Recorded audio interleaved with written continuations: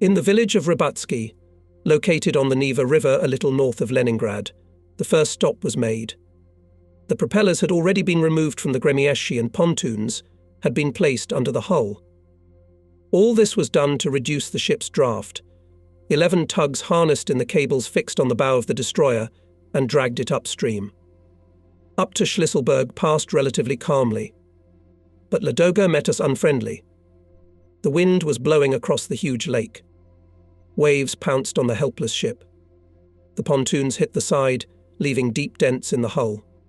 The men forgot to rest. They had to continuously supply the pontoons with compressed air, tighten heavy steel cables.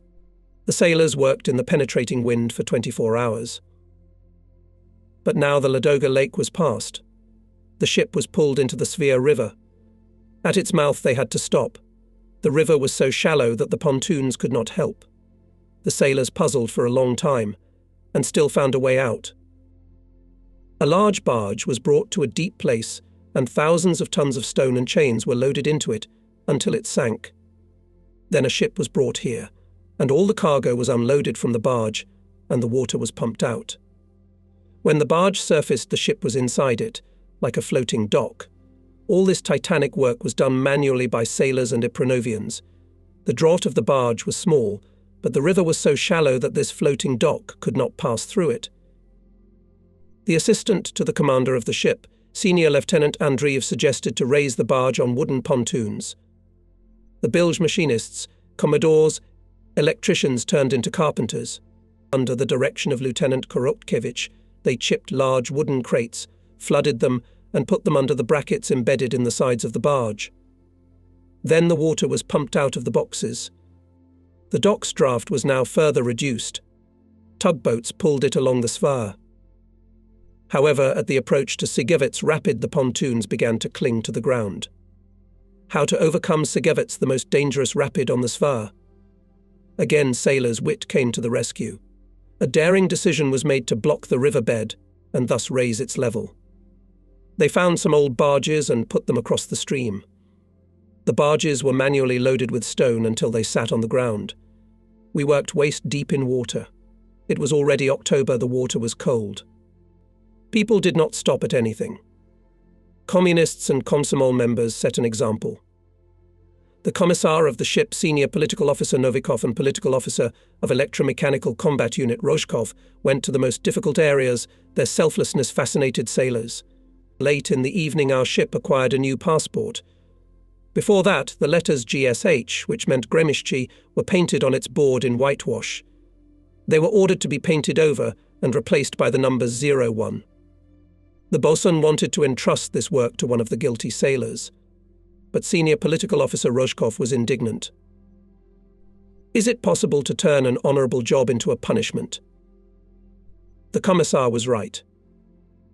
Petty officer of the second article Mikhail Tursky, the commander of the first gun of the main caliber, was assigned to write the shipboard number. His crew had distinguished themselves at the artillery inspection firing in May. The giant Tursky is busy with his brush on the quay. Despite his tallness, he can hardly reach the tops of huge figures. The petty officer works with enthusiasm. He makes a stroke and steps away from the board to look from afar, like an artist in front of an easel. Tursky slouches by habit. His exorbitant height causes him a lot of trouble. In the wardroom, the petty officer has to bend his head to avoid hitting the mains and electric bulbs. Still, he broke a lot of glass lamps with his forehead. A lot of trouble, a bump on the head. And you have to answer for the broken hood. I'm watching Turovsky from the deck and I'm a little jealous. If I hadn't been on watch, I might have been given the job. But the ship's messenger watch on a Saturday night is boring. A lot of people have gone ashore. I don't get any orders, so I just stand on deck doing nothing. On the shore, illuminated by the dim night sun, it doesn't set in our lands in these months. The town of Polani is spread out. Its amphitheatre encircles the quiet bay. Behind it, majestic granite cliffs stand like sentries. It was my duty to greet those returning from leave. The first one up the gangway was the Commodore Sasha Sivolob, black-haired, snub-nosed, with a weathered face. He smiled sympathetically at me, with his plump lips. Watchkeeping on a day off is no fun. The Commodore told me that he had seen the play Pericola staged by Moscow artists at the Fleet House of Culture. It was great. He admires. I just sigh. Day duty prevented me from going to the operetta. Now wait for a chance. It's not often that we North Sea residents are spoiled with attention from the capital's artists. Sasha Sivalov is shining with happiness. And not only Pericola is the reason for that, he is still experiencing the joy of success. Sivalov is the dispenser on the second cannon. Possessing Bogatyrsky strength, this sailor playfully handles heavy shells. At the last artillery firing he distinguished himself and received a commendation. Now, no one will dare to make fun of Sivalov for the blunder he made when he was still a young sailor. The Gremishi was approaching the wharf. The bosun gave the command cranes overboard. Sivalov, not wisely, grabbed the nearest crane and threw it into the water, instead of hanging it at the side. Sasha was much surprised at the bosun's scolding and promise of punishment for instantly carrying out the order. From that day the sailors, referring to Sivalov, said that's the one who threw the crane overboard. What a mark for words our sailors are. Take, for example, anti-aircraft gunner Alexander Svekrov, who had just returned from the shore. The nickname Gypsy stuck to him, though he had the white head of a northerner, a slightly pink face with a thin nose. But Svekrov danced Gypsy so temperamentally at our amateur art concerts, and in addition sang tabor songs wonderfully under the accompaniment of guitar, that now he is not called other than Gypsy. Then the commander of the 4th Cannon Nikolai Afonin and signalman Nikolai Fokiv came on deck. If the first Nikolai was called Tula Baker by his friends, alluding to his civilian specialty, the second was called Spare Binoculars for his incredible eyesight. At the duty officer's cabin, the two Nikolaevs were caught up by Mikhail Selivanov, a dexterous in his movements, with a brave demeanour, a rosy-cheeked foreman of rangefinders. This is the reader declamator. He is a great master of telling breathtaking life stories, sometimes of dubious authenticity. Shortly before 24 o'clock, midshipman Ignat Grigorievich Yakovshenko, the foreman of the engine crew, came to the ship. Apparently the midshipman seemed bored in the empty apartment after the departure of his wife and child to the south. Yakovshenko is a wonderful man. A hard worker, modest, smart. In a word, a communist. And as always, the last to arrive on the destroyer was the boiler machinist Semyon Komenko. Quick, with a mop of red hair on his head, on his freckled face he had a devious grin. Komenko is always in a great mood and has a vicious appetite, especially at breakfast time. When friends ask Semyon where he gets such an appetite for food in the morning, he answers with the most unperturbed look, "Why are you surprised?" After all, I haven't eaten all night. We do not know where Semyon disappears on shore, but he always comes panting and at the most critical moment, when the hands of the ship's clock converge on the number O. If he had stumbled a bit on the run, we would have written him down as late, for which we don't pat our heads. Soon Petty Officer Tursky was walking along the closet, having finished the work assigned to him. With the words "Now there's order in the Northern Fleet," he carried a bucket of paint and a brush to the half bay, to the paint room. It was not possible to talk to Turovsky. I was called by Senior Lieutenant Alexander Mikhailovich Vasiliev, the ship commander's assistant. He asked me to bring him a log of the duty officer's remarks in his cabin. Alexander Mikhailovich is an attractive man. We, sailors, love him for justice, for respectful attitude to our hard work. If you do wrong, he will punish you, reprimand you. If you do a good job, he will not forget to praise you, thank you, and after the whole day you will be a birthday boy. The assistant commander loves young people, can take us around the ship for hours, familiarize us with its structure, better than the bosun to teach us the tricks of the sea practice. His intimate conversations are remembered for life. Cheerful, witty, he sometimes makes us laugh to the cramps in the stomach. I remember once I was on the messenger watch, and Vasiliev was on duty on the ship, when the guests, soldiers and officers of the frontier part came to Gremieshchi. It happened that one major sat on the bollard and smoked. Alexander Mikhailovich squinted at him for a long time, not knowing how to tell the senior officer that it was not allowed. Finally, he called me over and ordered me to sit on the bollard in a whisper. I, perplexed, complied with the order. And then Vasiliev came up to me and began to cut for violation of maritime culture. Without letting me open my mouth, he scolded so loudly and angrily that I was seriously frightened. The guest looked and looked at us and rose from the bollard. At midnight I beat off the bottles. The ringing of our bugle was intertwined with the ringing of the other ship's bells, rolling over the silent roadstead. The watchmen of destroyers, submarines, and gunboats were celebrating the new day. I was called from a nearby destroyer loud. I looked there and saw Andrei Polishchuk, a boy from Uman City, at the cut of the half-bank. He was smiling in all his white-toothed mouth. Andrei and I studied in the same shift at the Kronstadt Weapons School and became friends there. Oh, congratulate me. He stuck out his narrow chest. I've already received a commendation for keeping watch. You, I say, can be congratulated, but your anti-aircraft gunners. Polishchuk was silent. He was an anti-aircraft gunner too. And he had nothing to say. The thing is that all this week the turn to carry the readiness for air defence of the main base of the fleet fell to the share of Gromkoi. And it turned out that when a Nazi scout flew over Polyarny, the destroyer's anti-aircraft gunners were confused and were too late to open fire on the intruder. Why didn't you fire? Our anti-aircraft gunners, led by Petty Officer 2nd Article Svekrov. There were no instructions, justified the artilleryman of Gromkogo. We were afraid of getting something wrong. Petty Officer Svekrov kept them busy all day long, and in the evening of the same day another airplane with crosses on its wings flew over the raid. And again Loud was late in opening fire. The first to fire was the coastal anti-aircraft battery. After that, Svekov stopped talking to his colleagues from Gromky. 2 days ago I heard a conversation on the bridge. The commander of our destroyer division, Captain 2nd Rank Vitaly Alexeyevich Fokin, nervous, was talking about the fact that fascist aerial scouts were also appearing over other points on the Kola Peninsula. What would that mean? I thought. After all, there is a non-aggression treaty between the Soviet Union and Germany. You can expect any nasty thing from the fascists, said the captain of the 2nd Rank at that time. They are not ceremonious with treaties. And the day of June 22nd promised to be rare in the north, sunny, warm, windless.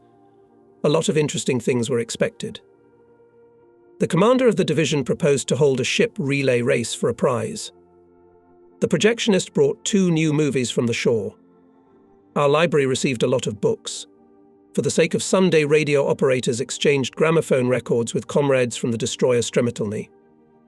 The commander of the artillery combat unit, Olymp Ivanovich Rudakov, threatened to come with his wife to teach sailors to dance on the dock. The navigator Senior Lieutenant Ivashenko announced a lecture in which he would analyze the actions of the Russian Black Sea Fleet at the capture of the Turkish fortress Sinop. And why did I have to be on watch on such a day? I would be deprived of all pleasures until the evening. My thoughts were interrupted by the sharp ringing of the bells of a loud battle. Must it be the training at the posts again?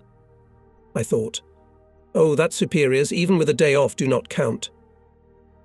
The gangways and decks of the Gremeni rattled under the feet of the sailors running to the battle stations. The battle alarm on the Gremieshi was played by Captain 2nd Rank V. A. Fokin.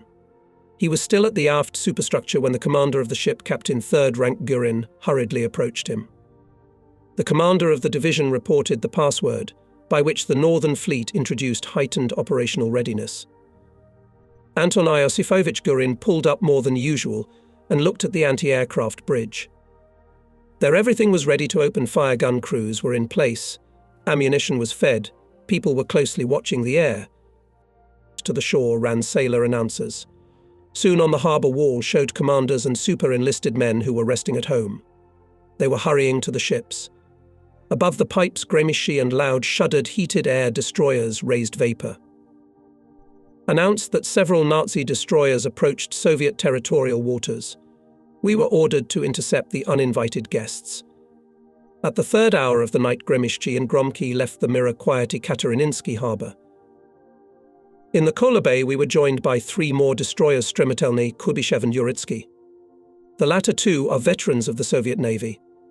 Uritsky is the former Zabiaka, which in October 1917 together with the cruiser Aurora, entered the Neva to support the rebellious St. Petersburg proletariat.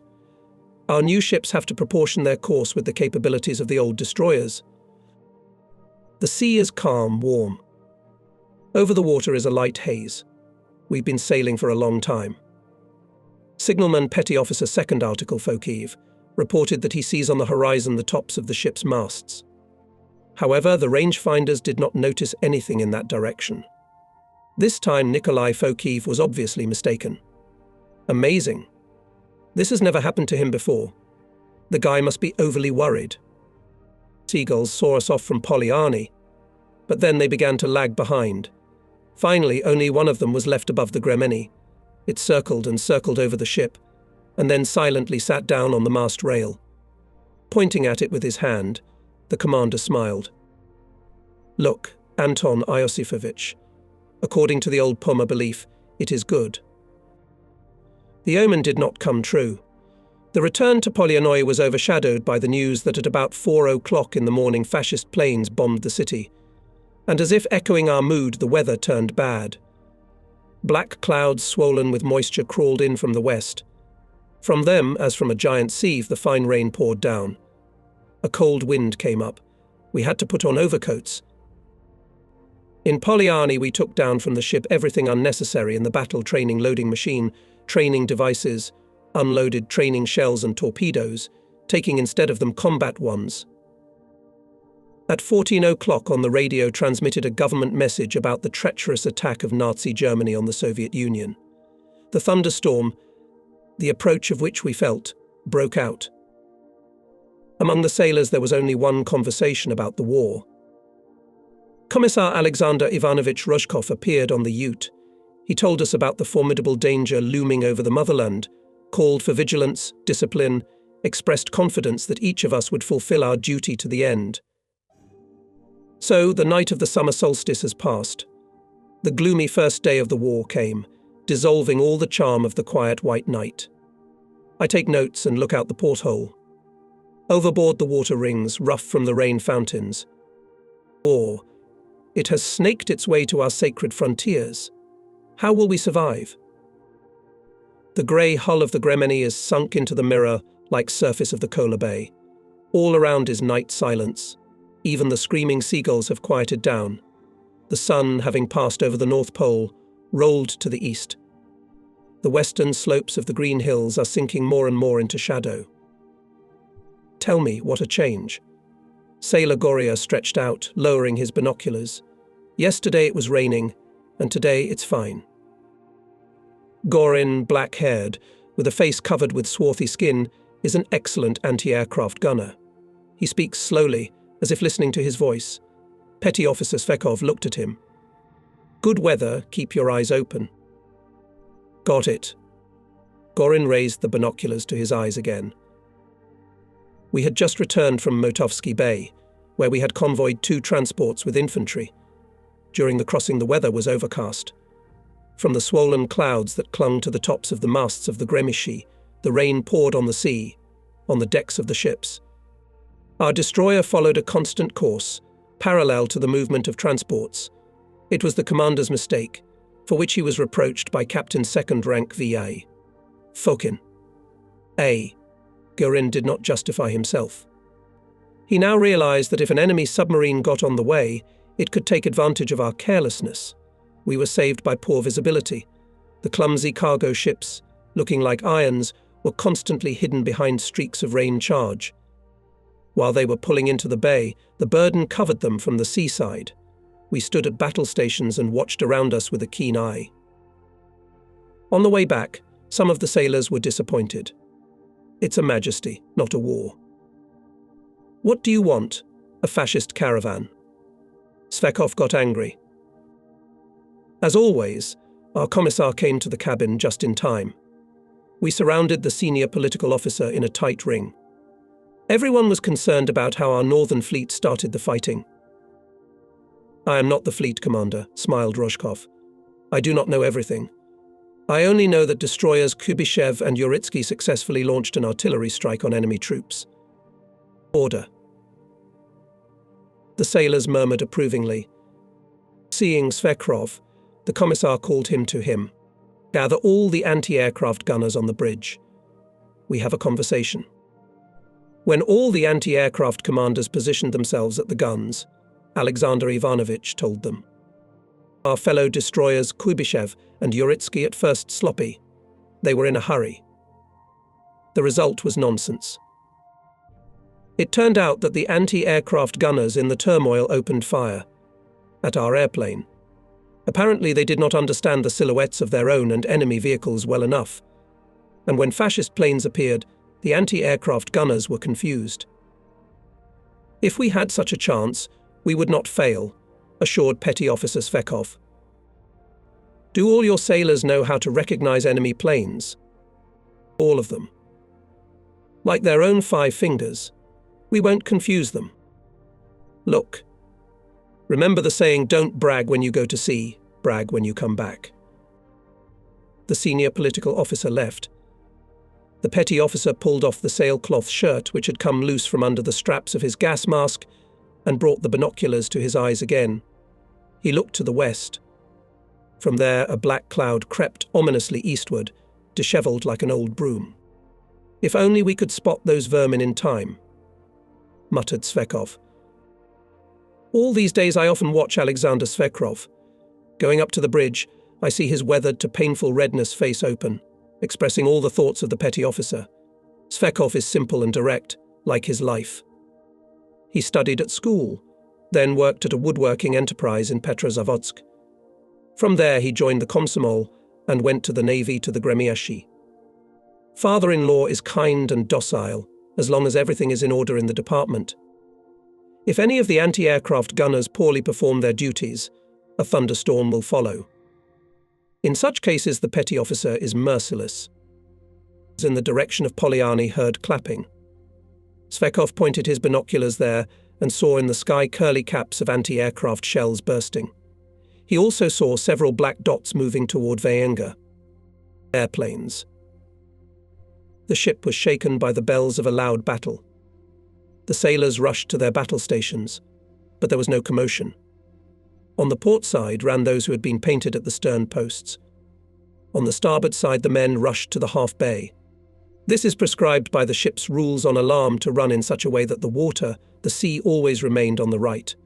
Meeting streams, traffic jams are excluded.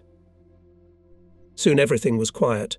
The mouths of anti-aircraft guns of our destroyer stared to the west. Barrels, barely moving, moved on the course of enemy aircraft. The Nazis were still far away, but the unaccustomed hum of their engines already reached our ears. Are they going to Murmansk or to the airfield? Guesses Svekov. No, this way. Battery, shouted Commander Senior Lieutenant Mikhail Stasenko. His dry, thin face blazing blush from under the steel helmet knocked out a strand of blonde hair. Enemy planes are moving forward, although around them all the sky in the flakes of ruptures. Fire. Our anti-aircraft guns rumbled deafeningly. Below, in the galley, something rang and rolled across the deck. Rattling shrouded in clouds of smoke, through which glistened flames. Chute and other ships. In front of the enemy planes stands a wall of explosions, but ominous black birds stubbornly fly forward. Stasenko, overlapping the rumble, calls the number of another curtain. He guesses that Hitler's self-confident pilots, accustomed to easy victories in Western Europe, will not turn off course. And so they did. Shells burst heaps, but the bombers all go. Suddenly Stasenko opens his eyes wide, happy. I am closest to the senior lieutenant, at the mouth of the intercom pipe connecting the bridge with the control post of artillery anti-aircraft fire.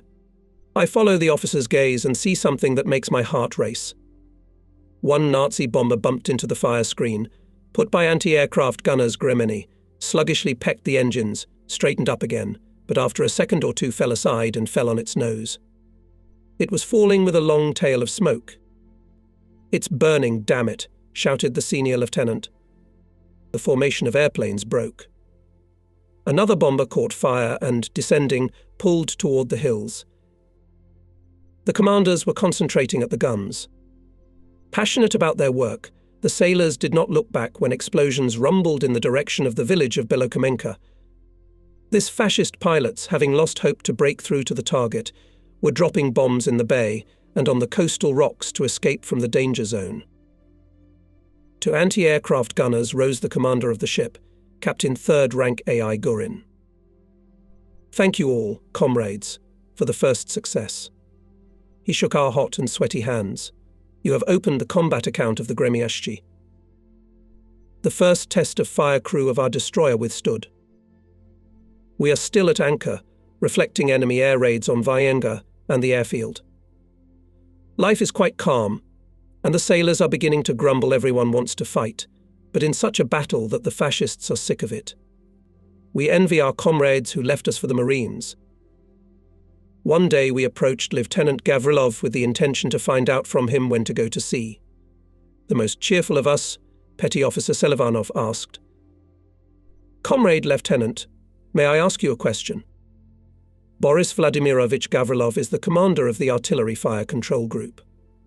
In addition, he also performs the duties of fire control manager of the Magpies on air alert." Hearing Selivanov's voice, the lieutenant broke away from the night viewfinder, with the help of which he watched the movement of ships on the roadstead. "Ask him, Comrade Petty Officer."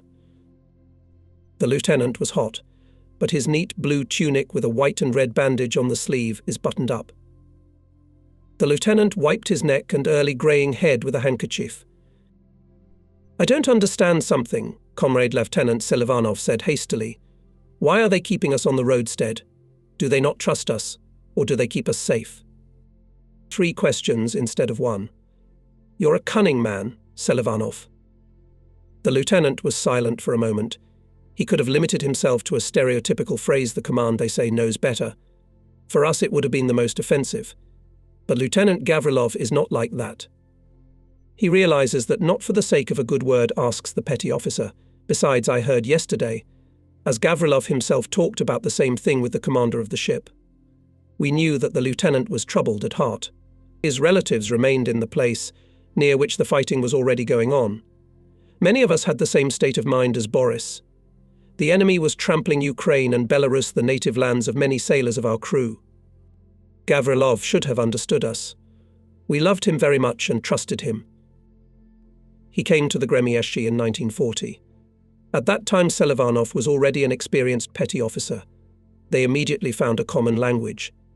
The young officer quickly entered the rhythm of shipboard life and won the sailors' love. Sailors are an inquisitive people. They found out all the details of our lieutenant's biography. They found out that he came to the Navy on a Komsomol ticket and was sent to the Sevastopol Naval School. There he became interested in artillery. He passed the final state exams perfectly. He, as an excellent student, according to the old tradition, was given the right to choose service in any navy. Friends advised him to stay on the warm Black Sea. But Gavrilov chose the youngest and the most difficult by climatic conditions Northern Fleet. Sailors know how to appreciate such deeds. "So what did you want, Selivanov?" The lieutenant interrupted the silence. "It's a shame. Von Kuibyshev and Uritsky have already shelled the coast occupied by the enemy. And we're still standing. We'll be rusted to the anchor barrel. Don't talk about grain without cracking the nut. They're just doing without us for now. Rest assured, when the rattlesnake is needed, we'll be called." We were called the very next day. True, not to the sea, but deep into the Kola Bay, towards Murmansk. The fascist aviation increased the frequency of raids on the city, bombed wharves, fish factory, residential areas. From behind the massive granite shoulder of Abram turned out a pack of aerial predators. The bombers, humming their engines, split into 2 groups. One headed for the city, the other for the port. Fokiv determined. Dornier bombers. Coming at us. Petty Officer Selivanov, standing on the bridge, raised a hand-held rangefinder to his eyes. In a few seconds he already gave the distance to the Nazi planes. The deep blue sky was mottled with patches of clouds.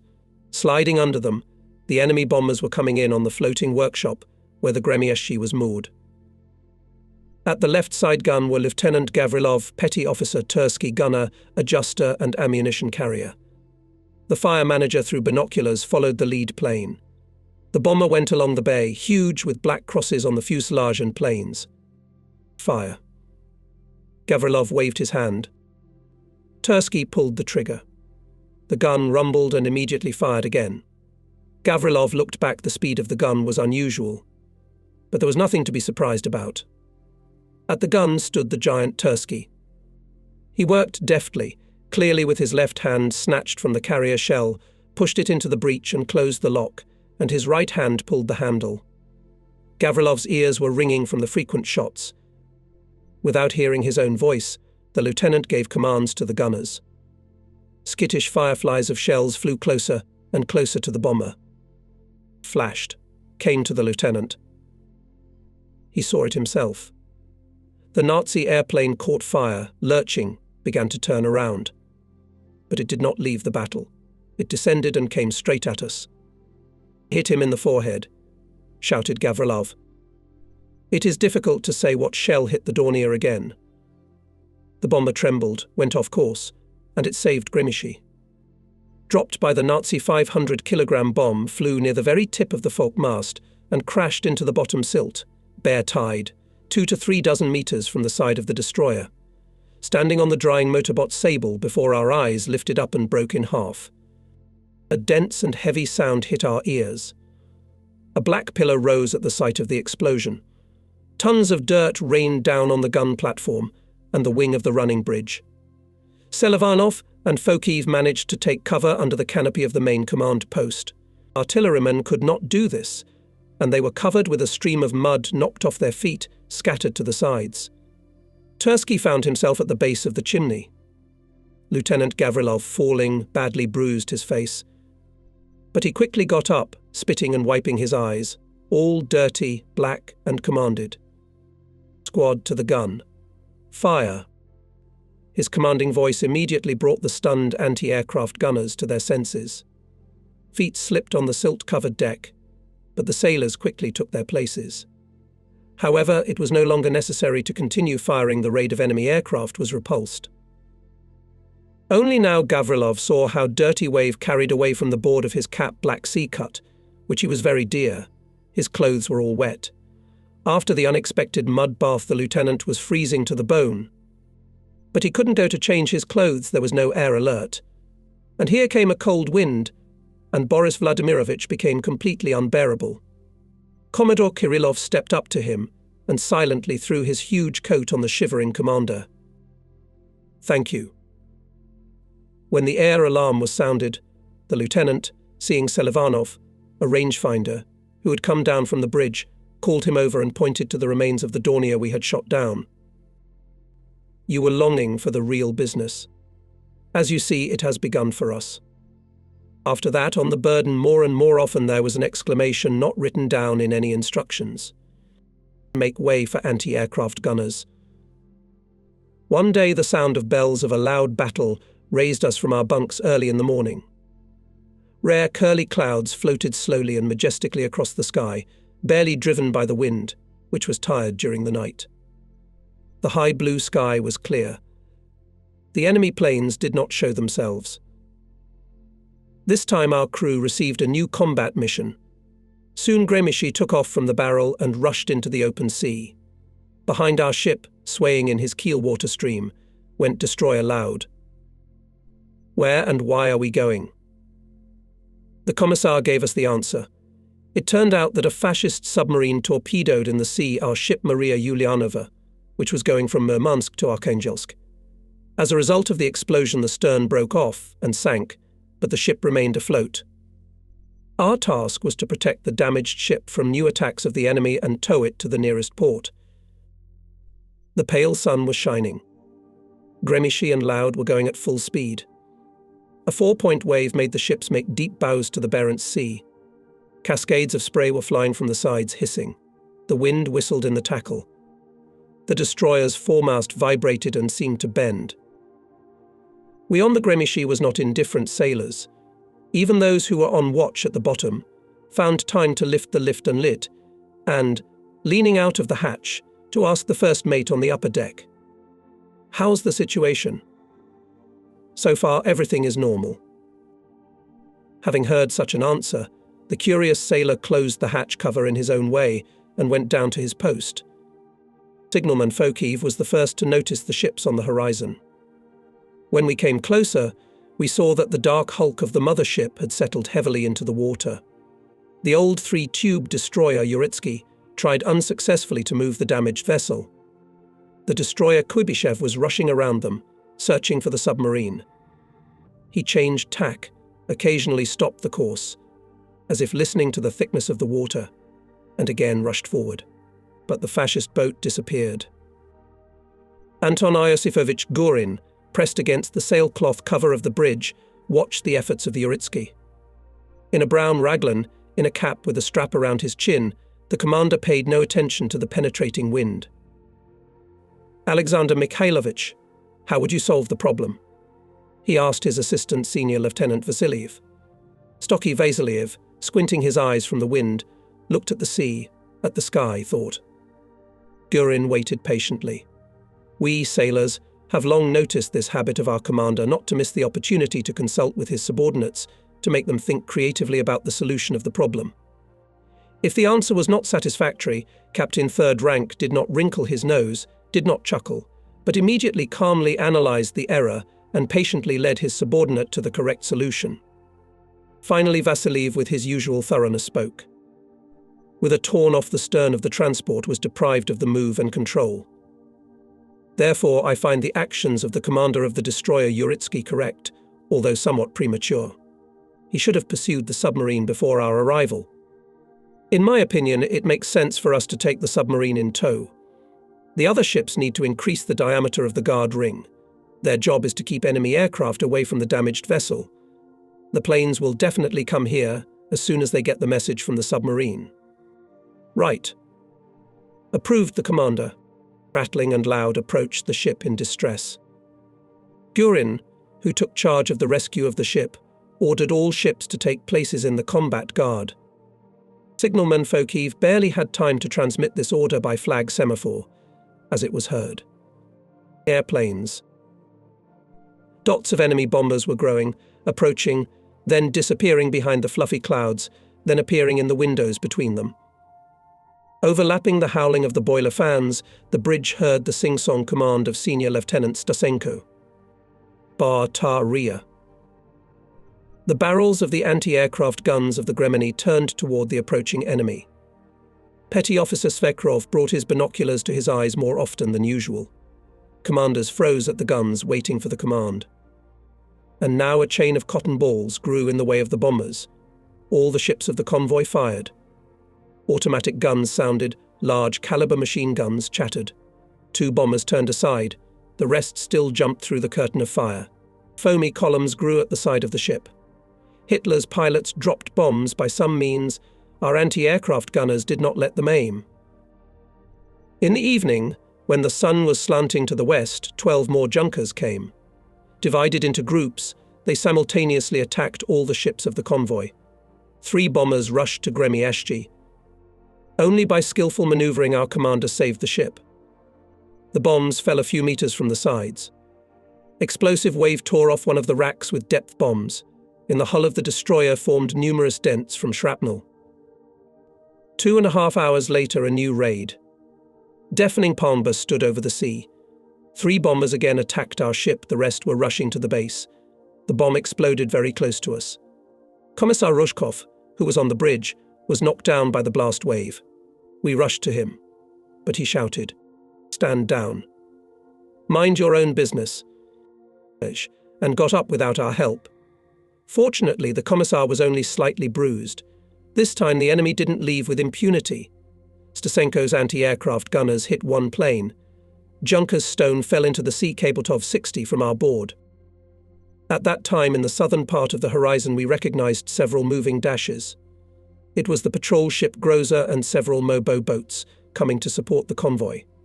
Now, the anti-aircraft power of our detachment increased even more.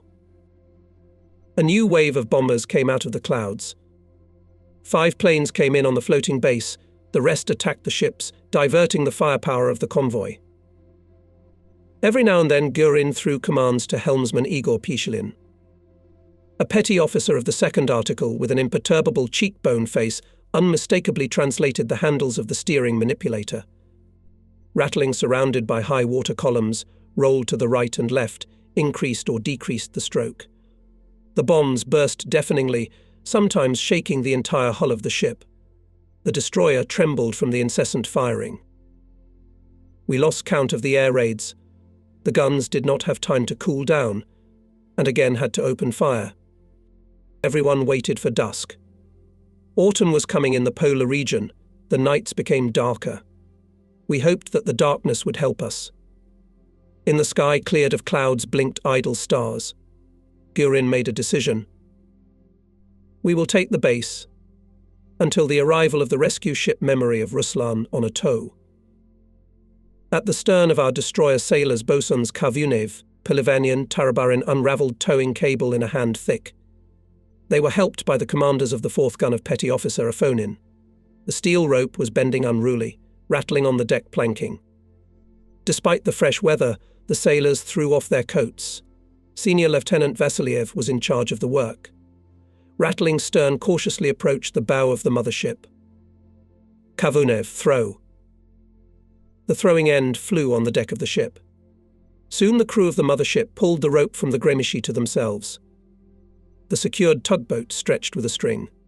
The floating base obediently moved from the place and went in the keeljet destroyer.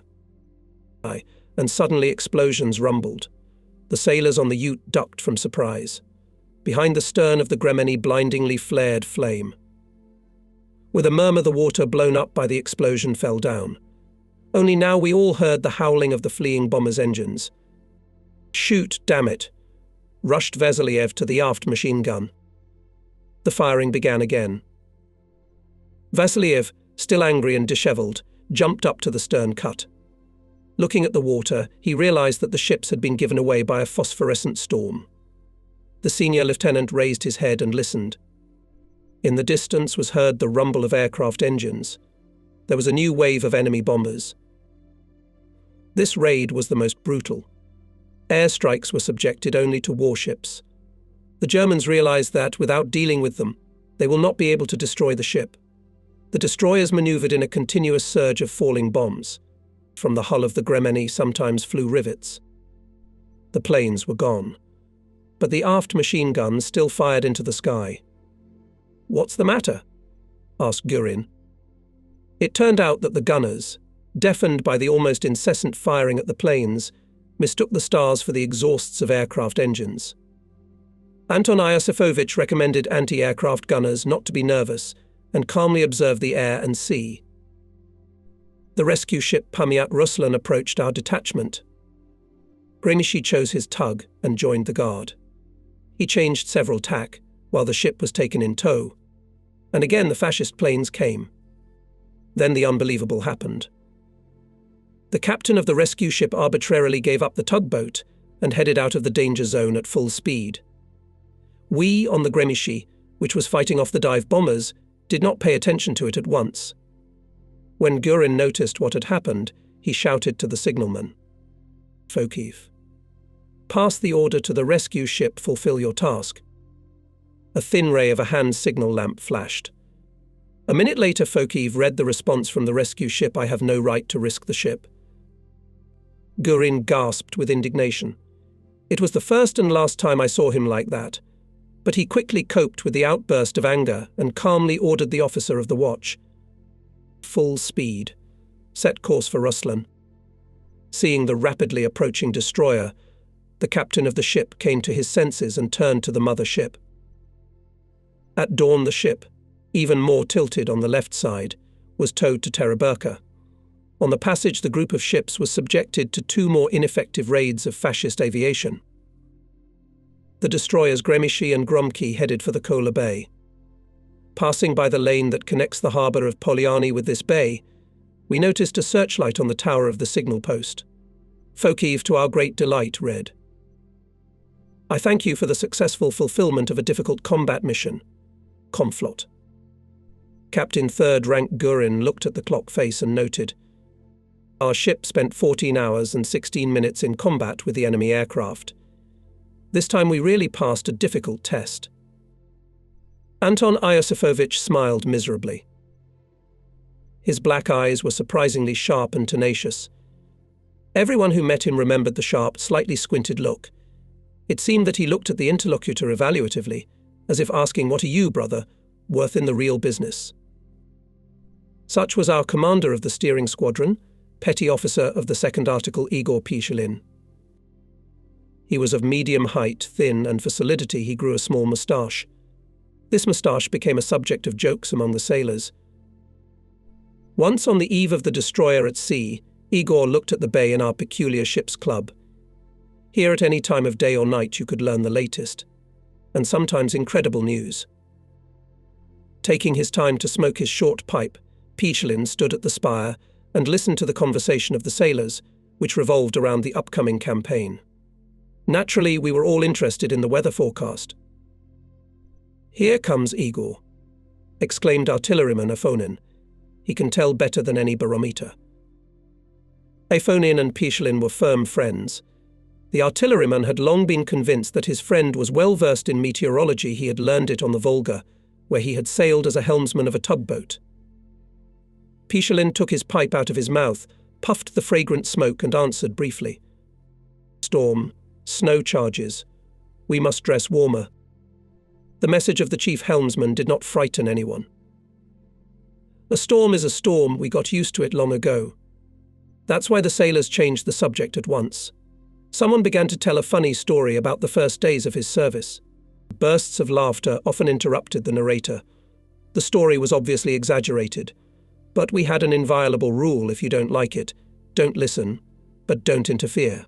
Suddenly Afonin, looking slyly at Pishelin, asked, "Igor, why don't you shave off your moustache?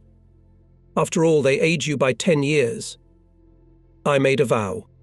Up to 2 airplanes shot down by you. For every vulture, 1 moustache." There was laughter in the wardroom. "Well then, comrade petty officer, sharpen your razor," exclaimed Gorin. "Your moustache will be unfortunate."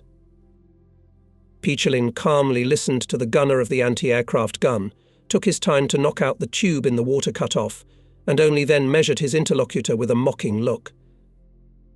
"Don't boast, Commodore." The helmsman twirled his short moustache. "You shoot down the airplane first, and then get to my moustache." It became even more cheerful on the deck. Pishelin has been serving on the Gremishi for 3 years. Everyone respects him. A great master of his craft. Once we were caught in a hurricane. For 6 hours the water swells rattled the ship. Waves slammed into the bridge. On the signalman and helmsman wet clothes froze, turned into an icy shell. Rattling, guided by a skillful hand, steadily moved forward.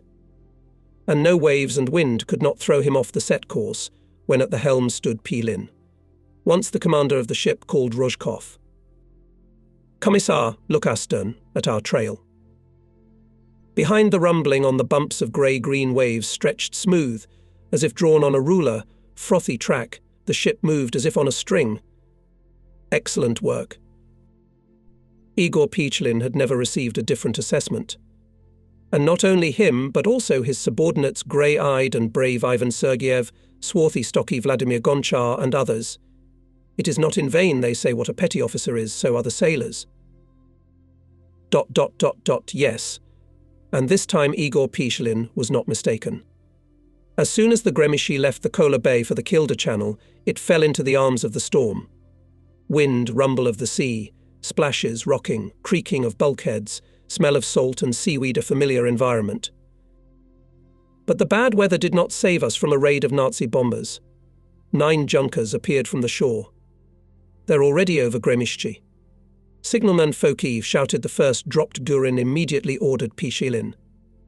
Left rudder. The commands followed one after another. Igor Pishelin immediately fulfilled them. The destroyer turned left, right. Anti-aircraft gunners at this time worked at the red-hot guns.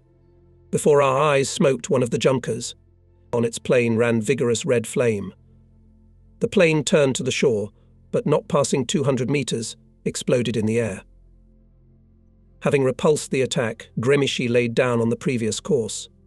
Igor Pishelin was still standing at the dock, hunched over, clutching the handles of the steering manipulator. After 5 days in the open sea, Gremishi returned to Murmansk.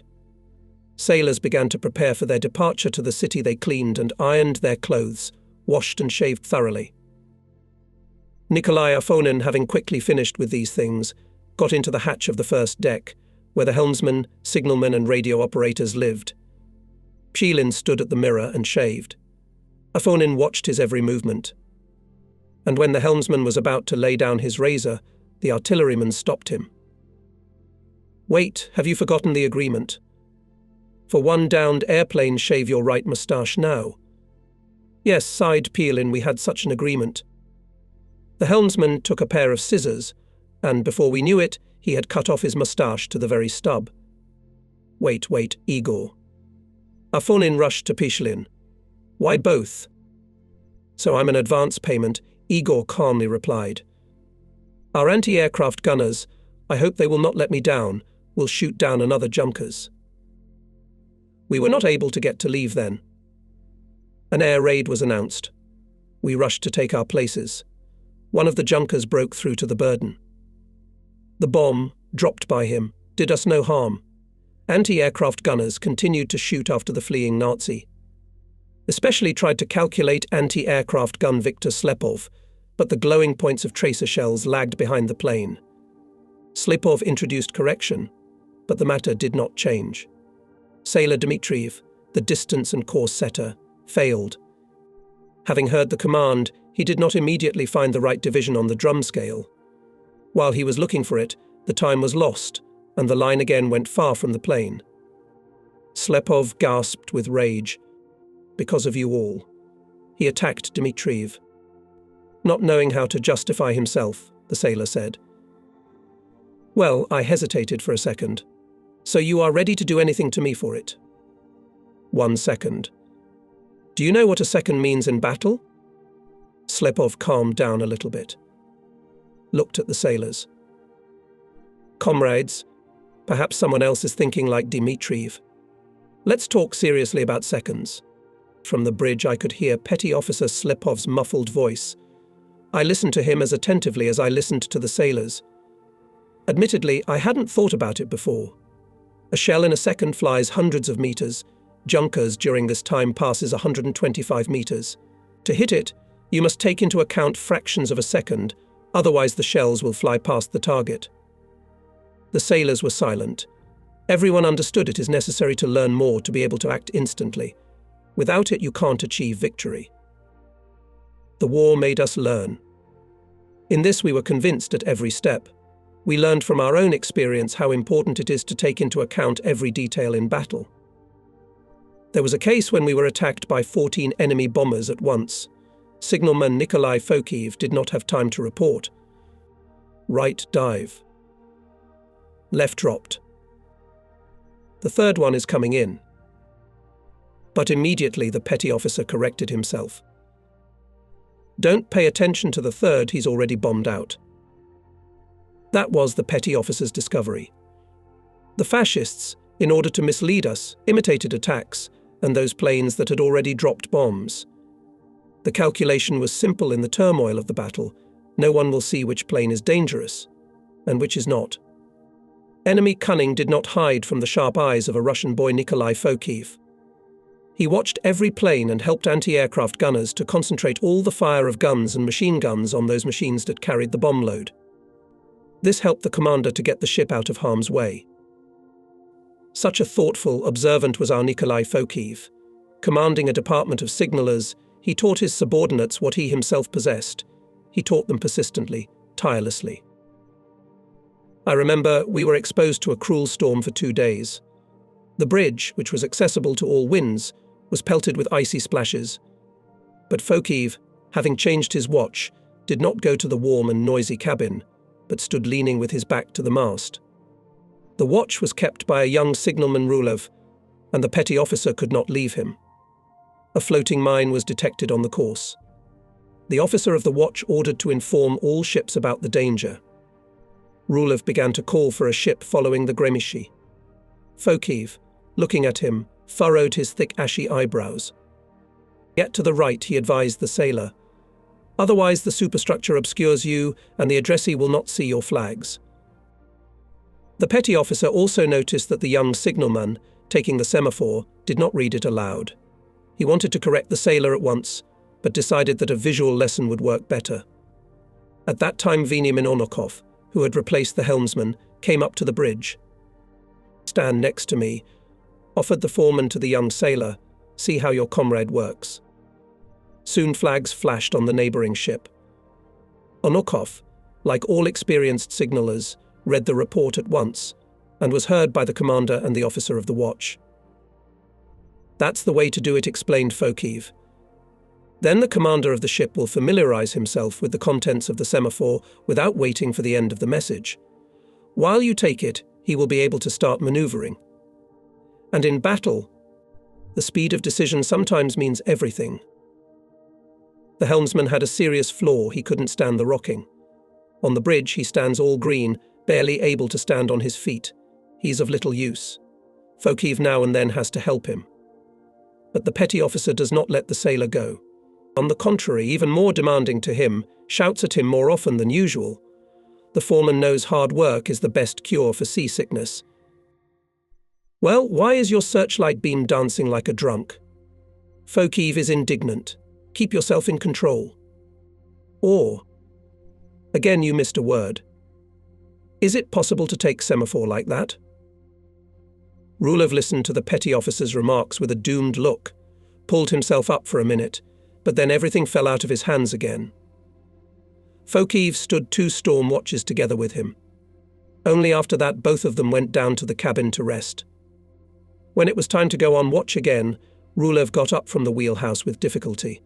Fokiv quickly dressed and asked him, "Are you by any chance not ill? I'll stand in for you." No, Rulov hurried up. "I'll manage now." After such a school, Rulov became an excellent signalman. And when he received a commendation, he saw 3 floating mines on the way of Gremeni in time, the sailor said. Thank you to Petty Officer Fokiv for science. By the way, it was not easy to detect the mines, and here the sailor's ingenuity helped. Right on the ship's course, Rulov noticed seagulls sitting on something, not floating, and he determined what it meant by his gut rather than by his eyes. Sounded the alarm. Mina. Rangefinder Gritsai was on watch next to helmsman.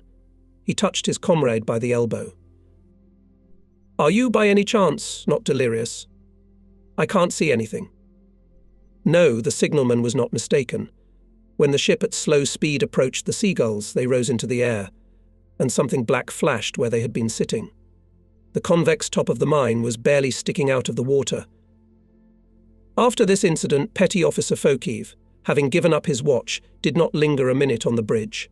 He now relied on Sailor Rulov as on himself. A dense band of rain seized the Gremieshi. At first large drops thundered on the deck, spreading to the size of a nickel.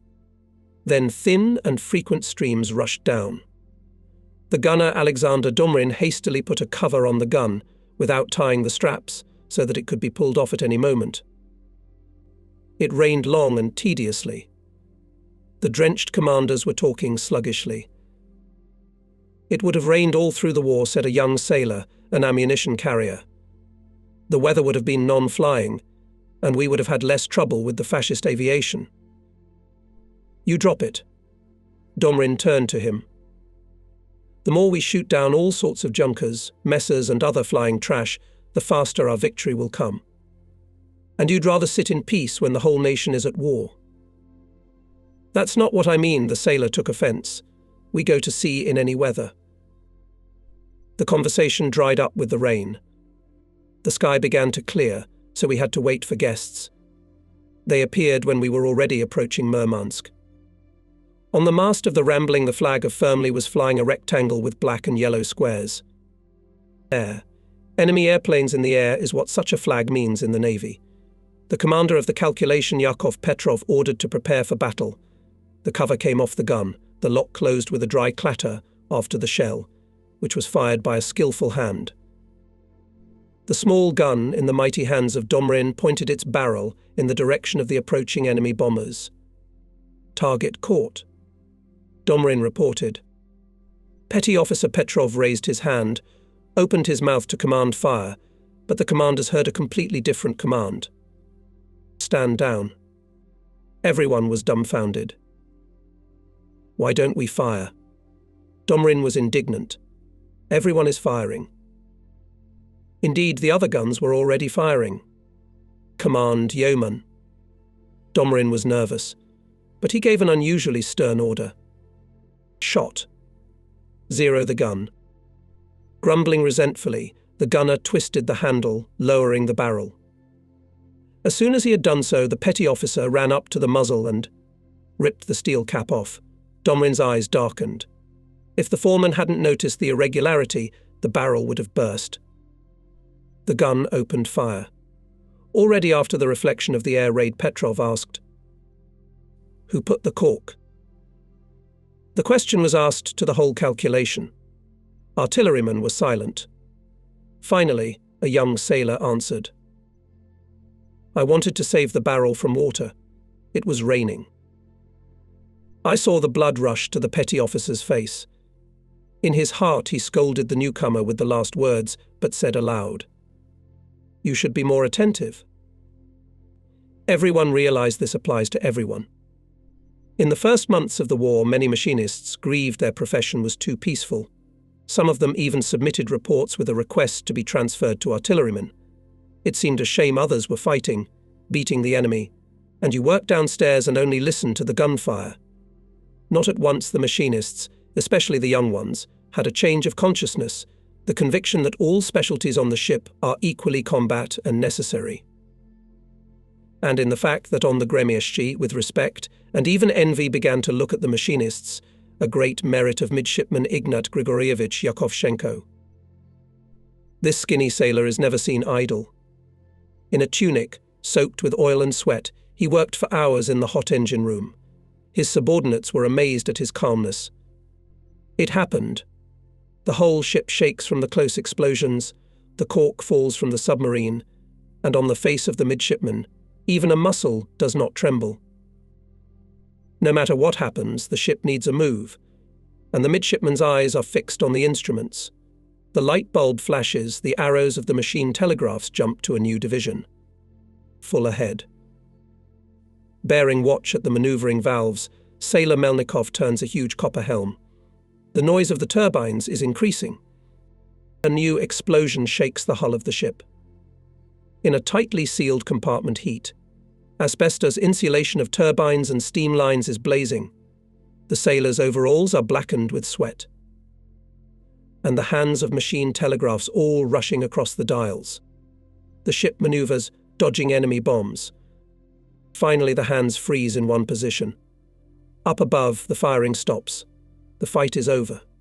The phone rings on Yakovchenko's desk. "Tell the machinists my gratitude," hears the midshipman's voice of the commander of the ship. "And you, Ignat Grigorievich, I thank you especially for bringing up such sailors." The midshipman looks at his subordinates. Always smiling Vasily Markin, troublesome sturdy Pavel Sharkov, black-eyed and fidgety, like a teenager Elia Karputkin, slender, handsome Innokenty Prilovsky, funny and witty Lev Pilitsky, stubby, nimble Nikolai Akimov, restless George Nehaychik, all different. And they all have one thing in common. Hard workers, that's what our crewmen called the machinists, putting in this word respect and admiration.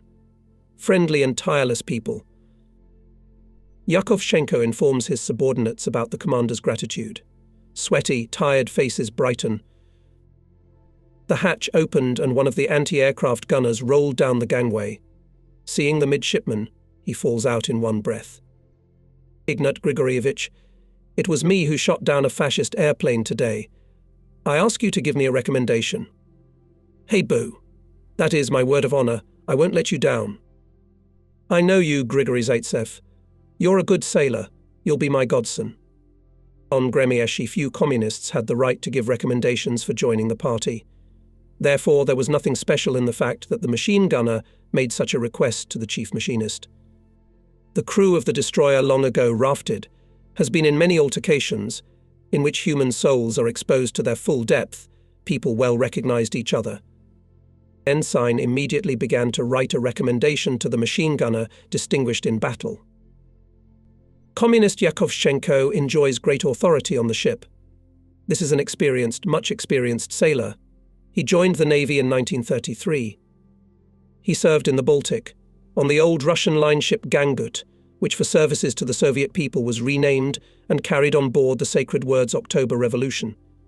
He stayed on superannuation, graduated from the School of Chief Petty Officers of Machine Groups. He was left as an instructor in this school. But the heart of a sailor could not stand the service on the shore. He began to ask for a ship again. He got an appointment on the destroyer Gremyashi, which at that time had just passed the factory sea trials. Midshipman Yakovchenko came from the Baltic to the Northern Fleet on the destroyer Gremyashi. It happened a year and a half before the beginning of the Great Patriotic War. The midshipman has a lot of sailors under his command. Each required a special approach. Communist Yakovchenko turned out to be an excellent educator. A young machinist came to our ship, cocky, self-confident. He thought that there was nothing special in the work of turbine operators, and that a good watch will cost itself. The midshipman put him on watch at the propeller shaft bearings. This work is quiet, but requires great attention. The midshipman explained to the newcomer what to do, asked, "Is everything clear?" "It's as easy as a turnip," was the answer. The midshipman kept silent, but more often than usual visited the corridor of the propeller shafts. Suddenly he noticed that one of the bearings was slightly warm. "What's wrong with it?" asked the midshipman. The sailor with aplomb began to explain the possible reasons for the heating of the bearing and the measures to be taken. "In words, you are a professor." The midshipman groped the newcomer with a prickly look, but in practice a bum. "Why haven't you checked the lubrication? For negligent watchkeeping, I'm giving you 2 shifts out of turn. From now on, you won't treat serious business like it's no big deal." The lesson went well. The sailor began to keep watch faithfully. We knew that Ignat Grigorievich had suffered a great grief. Shortly before the beginning of the war, he had sent his wife and child from Polani to Ukraine, to her father. Now they remained behind the front line. Maybe his relatives are no longer alive. But outwardly the midshipman did not give away his worries. He only lost even more weight and became more silent than before. The sailors avoided expressing their sympathy and condolences to Ignat Grigorievich. A strong heart does not need it. The midshipman did not spare himself, was ready to work day and night. His energy was inexhaustible. For us, he was a living example of loyalty to military duty. That's why all our crew rejoiced when they learned about awarding Yakovchenko with the Order of Red Star. The sailors' congratulations had no end. I looked more and more closely at my comrades, simple workers and peasant guys who came to the ship from all corners of our homeland. They never intended to fight. But the thunderstorm broke over the motherland, and each of them became a brave, fearless warrior, as if he had spent his whole life under fire. People change before their eyes. Boiler machinist Semyon Komenko was the most reckless man on the ship. A braggart, a lover of drink on occasion, he spoiled a lot of blood for his commanders.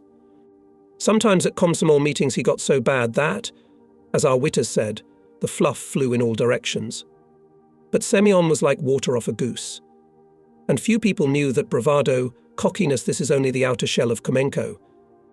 In fact, he was a warm-hearted man, always ready to come to the aid of a comrade. In order to help a young sailor, he would stand idle at the hot boilers for 2 or even 3 shifts without a shift, though no one asked him to do so. I also knew that Komenko was a passionate book lover, the most well-read man, and dreamed of a feat. That's why he hated his specialty of stoker. He considered himself offended by fate, a loser.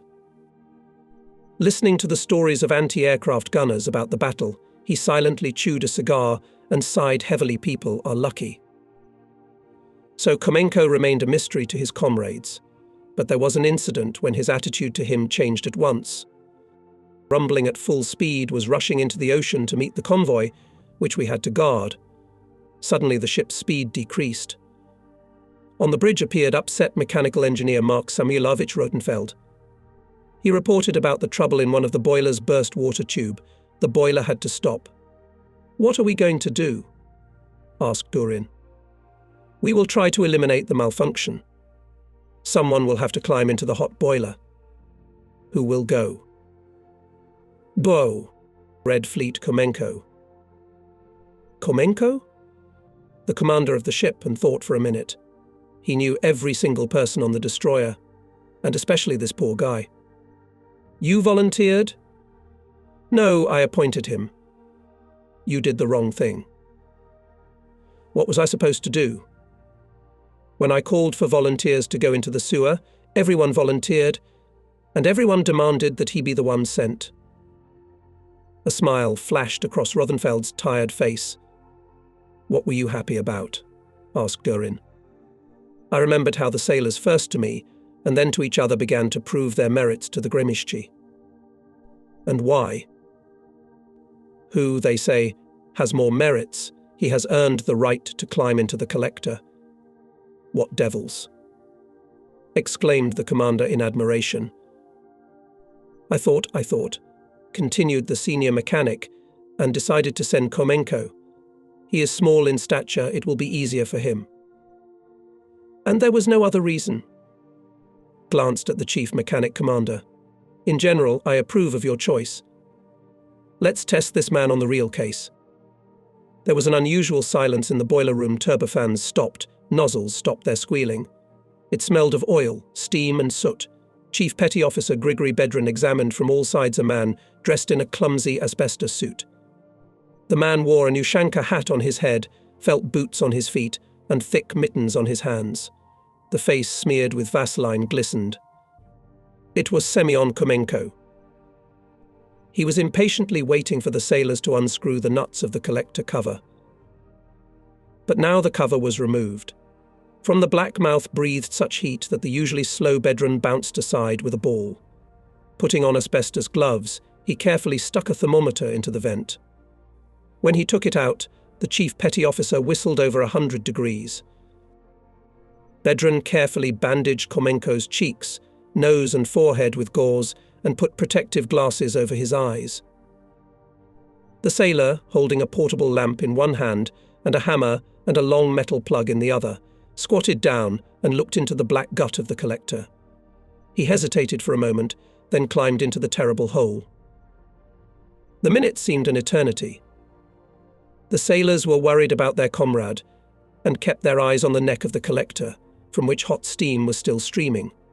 No one said a word, but here in the silence there were muffled blows. Komenko had found the burst tube and was hammering the plug. Hardly had the heels of his boots emerged from the neck as his comrades grabbed Semyon by the legs and literally pulled him out of the pipe. Steam was coming off him, and he seemed transparent. Done. Exhaled Komenko. Rothenfeld stepped to the sailor, tore the gauze from his face. I always believed in you, Komenko. The sailors rushed to free Komenko from the asbestos suit. Senka, you're a strong-willed man. I'd like to take a puff, Semyon begged pitifully. The cover of the collector was put back in place. The yellow flame began to blaze again in the boiler furnace. Now the Gremishchi could again develop full speed. Since then, the boiler driver Semyon Komenko was replaced. He settled down, became serious. And he loved his work. He was no longer jealous of commodores, signalmen, and helmsmen. We were afraid that the guy would not become conceited. After that incident he became one of the most popular people on the Gremishchi. He was also published in the fleet newspaper. But the opposite happened. Fame made him modest. He simply realized honor and respect in the war are won not by recklessness, but by courage and work. Finally, the sapper and diving work was over. But then it became clear the power of the available 4 tugs is not enough to carry the bulky dock through the Sigovskaya Narrow, where the current was very strong. Assistant Commander Andreev again found a way out. Sailors began to wend cables on the shore, fasten them to tree trunks, and then manually with the ship's spire to pick out these cables, pulling the destroyer forward. Every few tens of meters of the way, all this operation was repeated. At the approach to the White Sea-Baltic Canal, sailors sank the dock, took the ship out of it. Everything went normally from there. The last lock of the canal was crossed without any accidents. In the port of Soroka, a team of workers of the ship repair plant was waiting for us. With their help, sailors put the propellers, installed the mast, guns and torpedo apparatuses, which followed the ship on a special barge. 3 days later, Gremishi was already on its own way to the White Sea. Here it got into a storm. But the most terrible rocking began in the Barents Sea. Huge ocean waves pounced on the ship, rolled over the deck. Here it was, the north, where we were now destined to carry out our service. In the morning of November 8th, in the watch log, there was an entry: we moored at the berth in Polyani, depth 40 meters. Tense combat training began. Sailors understood that it was not for nothing that the ships were transferred to the north. The White Finns, encouraged by Hitlerites, were openly preparing for an attack on the USSR. Soon hostilities began. The Northern Fleet provided security of the flank of our troops from the sea. The ships were in full combat readiness. Together with other destroyers, Gremieshchi carried watch and reconnaissance service on the distant approaches to our bases, escorted Soviet ships traveling between Murmansk and Arkhangelsk. The war with the White Finns ended with the victory of our arms. People breathed a sigh of relief, rejoicing at the peace that had come. But it did not last long. In June 1941, a deadly threat loomed over the motherland. Mechanized hordes of German fascist troops treacherously attacked our country. The Soviet people stood up to defend their native land. The Great Patriotic War began. The Communist Party mobilized all the forces of the people to repel the enemy. The front of the fierce struggle stretched from the Arctic Ocean to the Black Sea. We in the north had a polar summer. The sun did not go below the horizon almost all day and night. The enemy took advantage of this. Having a huge advantage in aviation, Hitlerites made continuous air raids on Murmansk and other our bases. Murmansk was burning. Thousands of people were left homeless, but continued to work for the front. Worked railroad junction, factories, port. Artillery, ships and aviation of the Northern Fleet selflessly repelled enemy air raids. Sailors helped Murmansk inhabitants to extinguish fires, to restore destroyed enterprises. Gremieshchi was under repair when fascist planes dropped bombs on a nearby torpedo warehouse. Fortunately, the torpedoes were without compressed air. This prevented an explosion. But the room caught fire. The fire was spreading. It was already approaching the ammunition stacks. The commander of the Gremeni led his subordinates to rescue shells and torpedoes. People were working among the flames, their clothes were catching fire. The shells were so hot that they burned their hands.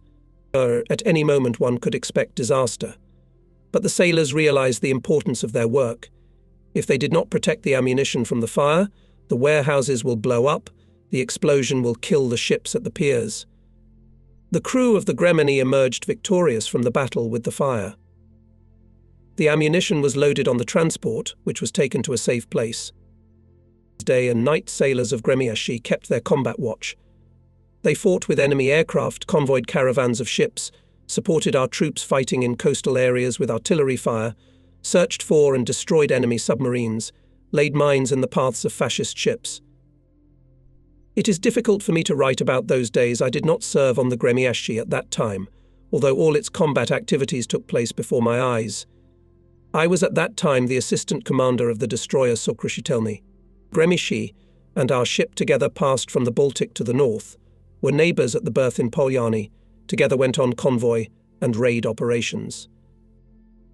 Then I had to part with the north. For 8 whole months I was sent to study on courses. I returned to the fleet in December 1942. I was called by Fleet Commander Admiral A.G.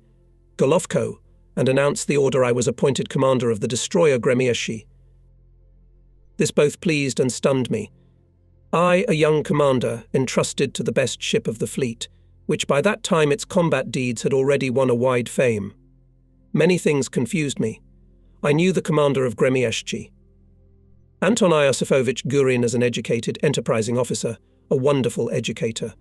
The whole crew loved him. Tireless, energetic, he was able to build a strong fighting team, where everyone was a brave and skillful warrior. Would I be able to replace such a man?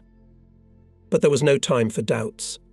The fleet command trusts me, so I must do my best to justify this trust.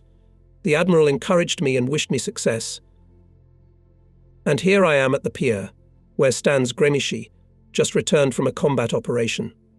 I didn't immediately recognize it. The fancy camouflage had transformed the look of the ship. I go up to the upper deck.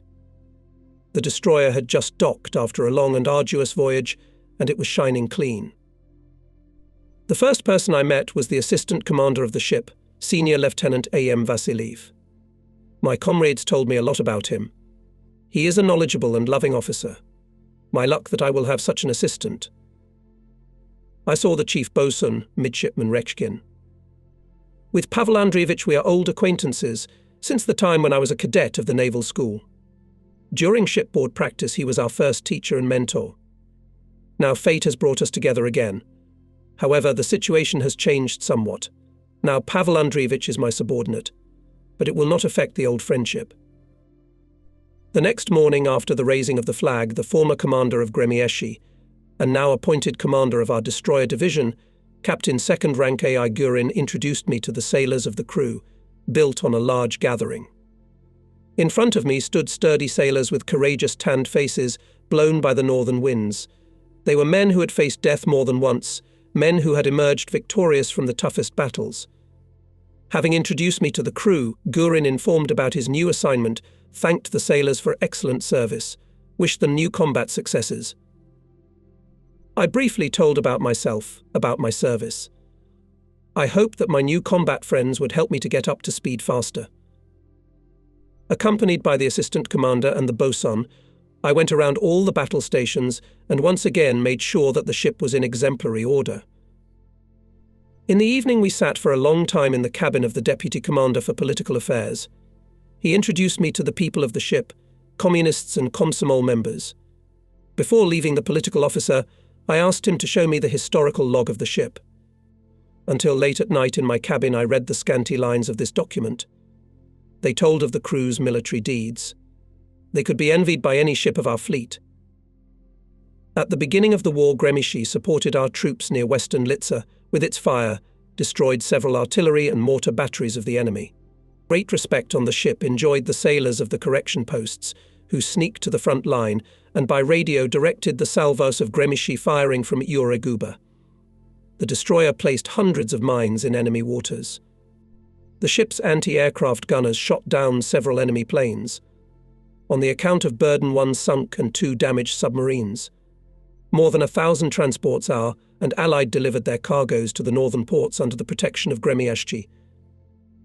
Behind the meagre figures hid a truly heroic labour of sailors. In the historical journal cited the names of dozens of soldiers who for their exploits were honoured with government awards.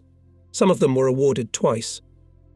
Among these comrades were the ship's mechanical engineer Rotenfeld, the battery commander Moskalets, the commander of the signallers section, petty officer of the 2nd Article Fotiv, the artilleryman's Partorg, petty officer of the 1st Article Phil, and others. With such people there can be no impossible tasks. And I felt even more strongly the responsibility that fell on me, the new commander of Gremieshchi. And in the morning we were already at sea. Our ships in those days did not stagnate in the bases. That day we endured a heavy battle with enemy torpedo carriers. Steering the ship, I saw with my own eyes in the high skill of the crew. Commands were executed instantly. In dangerous moments sailors acted bravely and proactively. After the battle there was a meeting of the party bureau. It considered applications for admission to the party Komsomol members Domrin, Fokiv and Teslenko. All three bravely behaved while repelling the attack of Nazi planes on the convoy. The decision was unanimous to accept them as party candidates. The decision of the bureau was immediately broadcast to the entire crew. The transports we were guarding arrived safely at their destination. For Gremieshchi, the fight with enemy planes was not without consequences. Close bursts of bombs caused the ship some damage. Repairs were required. The factory was overloaded, so all the work had to be done by their own forces. Several brigades were organized from the personnel of the electromechanical part to help the upper crew. The machinists under the direction of Communist Sojin were tidying up the racks of depth bombs and doors in the superstructure rooms, which had been blown off by the blast wave. Chief Bosun Rechin, together with his subordinate sailors of the bosun's crew, repaired damages to rigging and dinghies. The most difficult task fell to the share of boiler machinists. Water tubes were leaking in the boilers. It was necessary to find the damaged tubes, plug or change them, check, clean, roll and roll the rest. In factory conditions, 6 to 7 days were allowed for this work. Boiler machinists, under the leadership of petty officers Bidreni and Korotkov, managed to complete the work in 3 days. They worked without rest, until the most picky inspection showed that the boilers were in exemplary condition. By the end of the 3rd day, Gremieszcz, shining with fresh colouring, was ready to sail again. In the Arctic Circle came spring. The sun, which in winter did not even show from behind the horizon, began to linger longer and longer and longer in the sky. But storms and tempests were still frequent.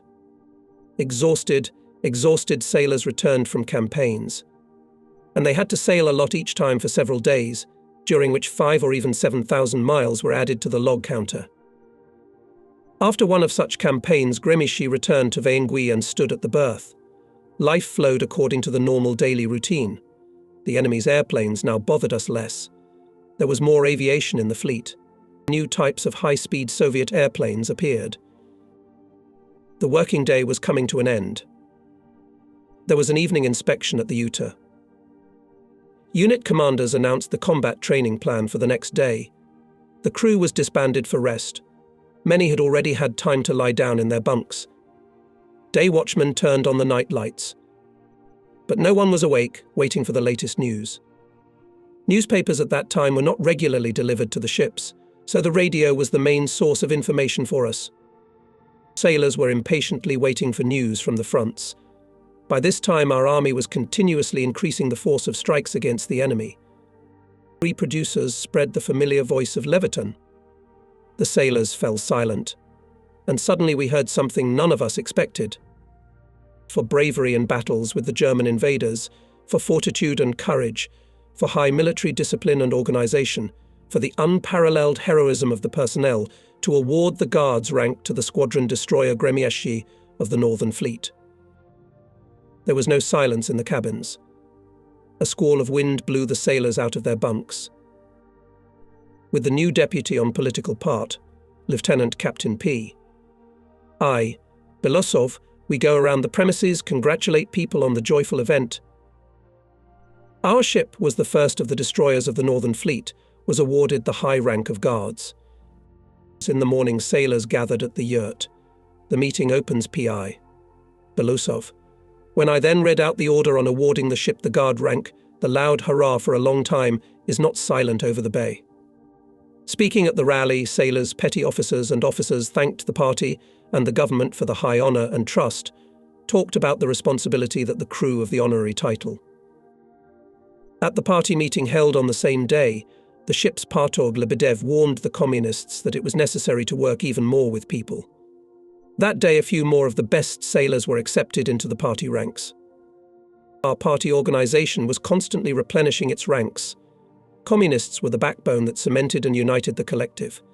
To the credit of the party organisation of the ship, all its members were an example in battle and work.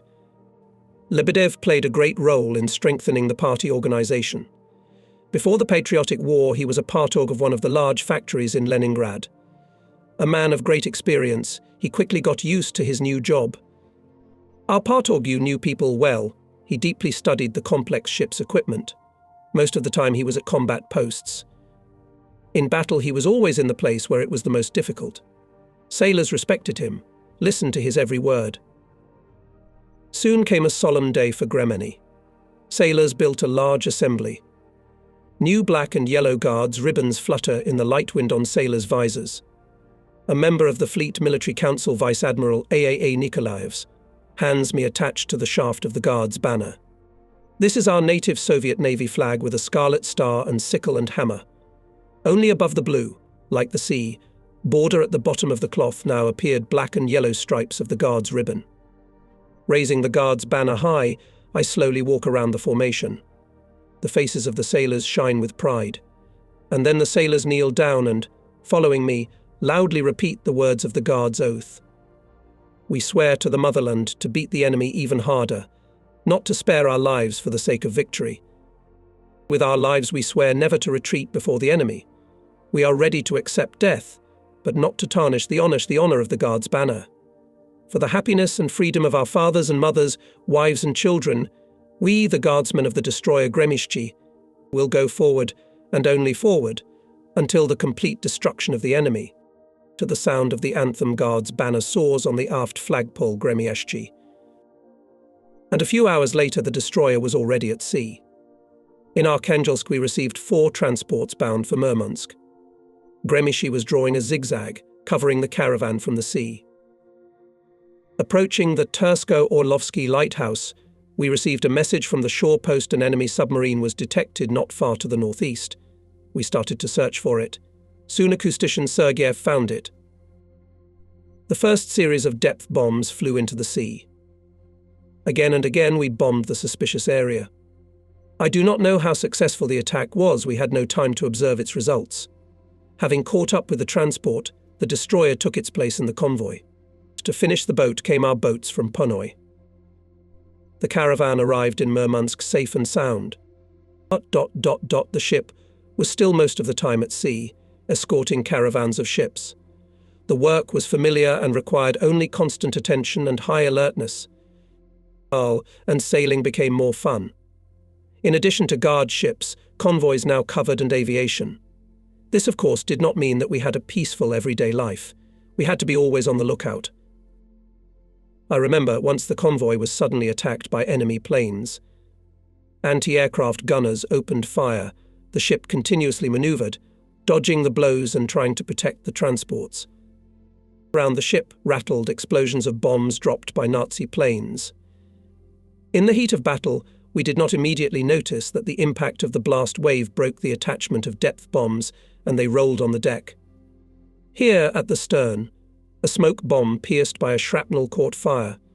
This threatened great trouble from the burning checker could catch fire and others, and next to the checkers were depth bombs. The explosion of one of them was enough to destroy the ship.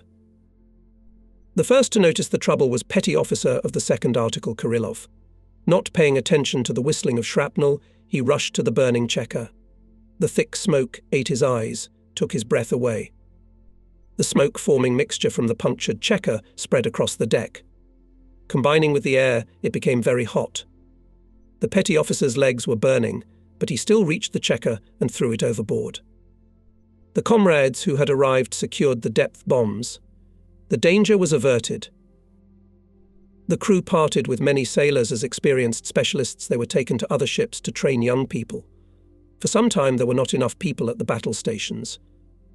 Discussing the situation, Komsomol members of the artillery combat unit made a proposal each sailor to learn a second specialty. This idea was submitted by a communist petty officer of the 1st Article Nikifor Phil. The initiative of the artilleryman was taken up by sailors of other units. Signalmen began to study radio engineering. Artillerymen mastered the specialty of mines, etc. They studied seriously and diligently. After a while, many sailors successfully replaced their comrades at adjacent combat posts. This patriotic initiative, started on the Guard's destroyer, later spread to all ships of the Northern Fleet. The officers of the ship worked in friendship. They tirelessly taught their subordinates, and in battle served as a model of courage and skill for them. The situation forced us to constantly search for new things, both in the ways of using weapons and equipment, and in the methods of training and education of people. It was not so easy. There were some outdated attitudes clinging tenaciously to the Navy. Worst of all, that these outmoded, not justified in the combat situation provisions were still preserved in the instructions and manuals. Very often what was written in the documents did not correspond to the requirements of reality. And yet the paper had the force of law, and to make changes in it was a matter of canny and difficult. Fortunately, we were actively supported by the commander of the division, Captain 2nd Rank A. I, Gurin, himself a great lover of novelty and experiments. By common efforts we managed to update a number of instructions. Almost all our officers were communists, people of high principle, fervent patriots. They knew how to inspire people with their personal heroism. Once, when we were standing in Murmansk, the ship was suddenly attacked by 16 enemy planes. We tried to throw them off the course with barrage war. Still some bombs fell near us. One of the bombs penetrated the pier and exploded under the hull of the ship. The explosion raised a gigantic column of water and mud. The ship was thrown up sharply. The moorings broke from the shock. Mud flooded the guns, covered the sights. Senior Lieutenant Moskowitz, who was directing the firing, took off his tunic and began to wipe the sights with its lining. All this was done while the bombs were tearing around the ship. Encouraged by the commander's bravery, the anti-aircraft gunners opened a hurricane fire. In the same battle I witnessed such a case. A young machine gunner, for the first time caught in such a fight, confused and fired into the sky without aiming. Noticing this, Senior Lieutenant Vasiliev grabbed the machine gun handles from the sailor's hands and started firing himself, forcing the sailor to feed the ammunition. It was really a study by ostentation. When I asked the sailor after the battle if he was scared, he said, "It was scary, but now I am ashamed. The senior lieutenant taught me a good lesson. Thank him. And you can trust me, I will no longer be confused in battle." I myself was now convinced that this sailor would never get cold feet again. In October, the Barents Sea is rarely calm. Northern and northeastern winds now, and then break out on the ocean expanses, raising a huge wave. The day becomes gloomy. The wave crests torn off by the wind freeze on the fly and cut the face with icy prickles. Blizzards often strike. Usually they come in strips, that's why they got the name of snowstorms. It is difficult for a navigator in such weather. Visibility is reduced to zero, and the polar night begins to take its rights. Days become short, dim and more like evening twilight. In such conditions in the fall of 1943, destroyers Gremieshi and Loud received the task to convoy the transport Marina Ruskova to Novaya Zemlya. The transport is large, 12,000 tons of displacement, but it was valuable not only for its size. It carried cargoes to the Northern Island bases and polar winterers' food, ammunition, warm clothes, fuel, as well as tractors, airplanes and other equipment. In addition, the ship was carrying 150 passengers, new winterers, and their families. Navigation was closing. If Marina Ruskova could not reach its destination, our polar explorers would be left without the most essentials for the winter. We caught up with the transport at the exit from the throat of the White Sea, as it had left Arkhangelsk before us. Having exchanged call signs with him, destroyers took their place in the convoy. Already at the exit from the White Sea, we received a radiogram. The posts of Novaya Zemlya reported the presence of floating mines in the area where our way lay. It was felt that the fleet command was very worried about the success of the passage. From our own experience, we knew that the west winds to Novaya Zemlya bring a lot of mines, blown off the anchors. English, French, Norwegian, Swedish mines could be found here. Therefore, this area has always been dangerous for sailing. Quite recently, when our ships were escorting icebreakers to the north, Soviet sailors shot 12 floating mines in the Kolgayev-Novaya Zemlya area. But then the sailing conditions were much easier, the weather was calmer and visibility was better. Having invited political officer Belousov and Partorg Lebedev to the bridge, I asked them to familiarize people with the situation, to call everyone to vigilance. The weather forecast given to us by meteorologists did not bode well. A powerful cyclone was coming. With the good wishes of the fleet commander, the ships went to sea. This time on the Gremieshi went his former commander, and now commander of the division and senior convoy captain, second rank Gurin. At first the wind was weak, but in 3 hours the weather forecast we received in the base began to justify itself. Black clouds hung low over the sea. A fog lay over the waves. It was pitch black. Even our most astute signallers Fokiv and Onokov could hardly distinguish a nearby transport. And the wind turned into a hurricane. The water was crashing on the bridge and bubbling at our feet. There was nothing to say about the upper deck, it was all hidden in the raging maelstrom. The roll reached 50 degrees. The ship was losing speed and ceased to obey the rudder. The hull of the destroyer was bending on the wave, the tops of the masts were converging and diverging, threatening to break the antennas. I remembered that it was in such a storm last year the destroyer crushing our partner in many operations died. Its hull could not withstand and on the wave broke in half. Will our Gremieshi survive? Several hours passed in the fight against the storm. Suddenly, Onokov reported that the transport had changed course and was coming towards us. We hardly dodged the meeting, as from the other side there was a report from Fokiv that the ship had changed course again and was heading towards the Gremishchi. Gurin asked the captain of the transport what happened. The answer was alarming. The ship's steering failed. There is no way to fix it. The rudder is beaten off by the wave. The huge transport became a toy of waves and wind. It was impossible to speak on the bridge. In the noise of the hurricane, people could not hear each other. We had to shout directly into the ear. Continuous nervous tension exhausted people. The helmsman changed every hour. The watchstander was resting at the rudder control bollard. But as hard as it was on the top watch, it was even harder in the engine and boiler rooms. Here the heat was added to the rocking, as all the rooms were tightly closed, as they should be according to the combat schedule. The machinists had already been working several shifts without a shift, and there was no possibility to change them. It was impossible to walk along the upper deck in such a wave without risking to be washed overboard. The commander of the fleet was informed about the situation by a radiogram. It was the only radiogram for the whole campaign. We got the answer: continue the operation. There was nowhere to wait for help. We could count only on our own forces. Having consulted with the division commander, we decided Marina Raskova will be taken in tow by Gremyashchi. We will start it with the dawn. At night about such work was out of the question. The most difficult thing in such a situation is to give the towing cable to the transport. Giant waves violently toss both ship and vessel. When approaching, a collision is possible, which would not be good for us or the transport.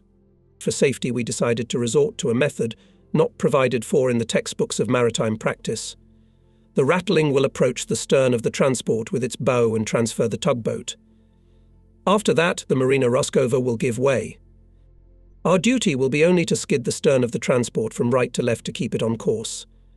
At the signal of the alert sailors, Gremishi went to the upper deck. On the half-tank, subordinates of Bosun Rechkin, bow gunners and other sailors were preparing a heavy steel cable. Waves were crashing on people, threatening to wash them away. But the sailors worked, supporting each other. Assistant Commander Veseliev and ship artilleryman Gavrilov led the work. It was not possible to approach the transport at once. The ship was rapidly thrown on the transport. They maneuvered for a long time before they managed to throw the throwing end. But now the tow rope was fastened. The transport started to move. We helped it to lie on the set course. And so we travelled about 40 miles. It was a tremendous effort. The transport did not want to obey us, and we could hardly manage on high, like mountains, waves. The ship was constantly off course. The dawn did not bring anything good. The hurricane raged on. Our progress was slowing down. We decided to take a risk and change the type of towing. Once again, the sailors went to the upper deck. Now they are working on the Utes, on its aft part. Here it is even more difficult for them. The half bay, where yesterday sailors were tormented with cables, is high above the water. Not every wave reached here. It's a different matter at the Utes. Here the deck is low and the waves roll over it freely. People can get swept over their heads at times.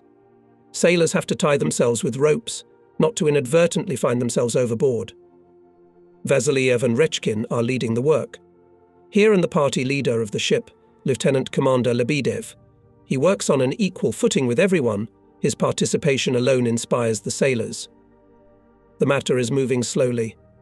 The wave scatters, tangles cables. Choking, stiff from the cold in soaked clothes, sailors again and again untangle steel ropes, stack them on the deck. Cautiously approaching the stern to the bow of the transport. The slightest misstep, and we will be thrown on the ship, smash the ship's stern, break the propellers and rudder. We work our machines backwards and forwards. Thousands of stroke changes were required for the machinists to keep the ship at a given distance. I remember with gratitude senior machinists Marchenko and Rizhov, who stood at the maneuvering valves and instantly executed the commands coming from the bridge. While we were taking the transport in tow, Gromky was guarding us. The precaution was not unreasonable. Soon Loud detected an enemy submarine. The ship immediately rushed to her. The enemy's attack was thwarted. Loud went around us in an increasing spiral and threw depth bombs, driving the boat to depth. After several hours of work, 4 4-inch steel ends were fed to the transport and secured to the ship behind the 4th gun.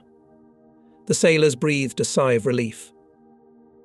The joy was short-lived.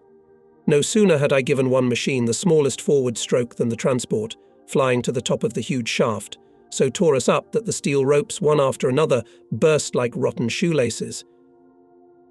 We had to start all over again. There were no more suitable ropes on the burden. The captain of the transport was asked. He replied that there were cables on the ship, but they were in the hold. The captain was offered to mobilize for emergency work not only crew members, but all passengers regardless of gender. The semaphore negotiations dragged on. To act with flags in such a rocking, the signalman must have the art of a tightrope walker. While one of the signallers wrote with flags, the other supported him so that his comrade did not fall off the bridge. At last the transport reported that 2 ends were ready, a 6-inch steel end and a hemp end of the same thickness. We decided that it would be better to use both ropes at once. And again began the tedious and dangerous manoeuvring. Frankly speaking, at times my heart was cold. When we climbed the ridge, the nose of the transport was far below, and then it, tall, huge, flew above our deck and seemed about to collapse on us with all its weight. From the transport came the towing ends. They were long and sagged a lot. It softened the jerks. Towing began. With great difficulty we managed to turn the transport to the desired course.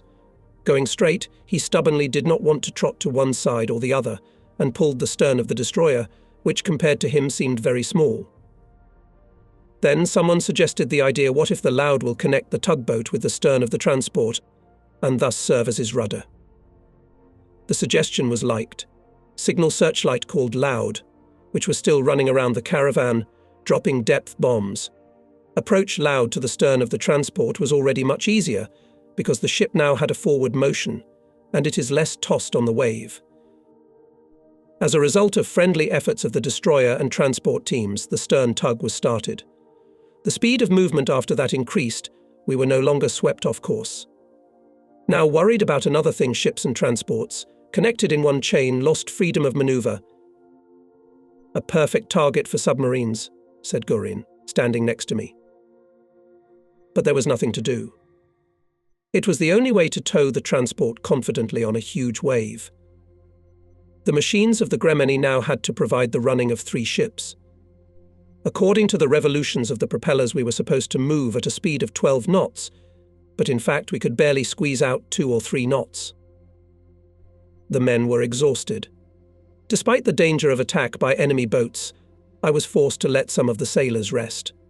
The sailors went down to the cabins, changed into dry clothes, but no one dared to sleep downstairs. Having taken bunks, people laid down closer to their battle stations. Those who managed to grab a place by the chimney on the rostraks were considered lucky. It was drier and warmer there. For 2 days the crew had not received hot food. It was impossible to cook it in the terrible rocking conditions. And we on the bridge forgot the last time we had a real meal. When hunger became absolutely unbearable, we chewed dry, hard as a stone galettes. And our surprise was great when the messenger brought hot potatoes in a uniform. The boiler machinists had managed to boil them. We ate them without bread and salt, and I had never tasted a tastier meal. The unexpected lunch raised the mood. We heard jokes and laughter.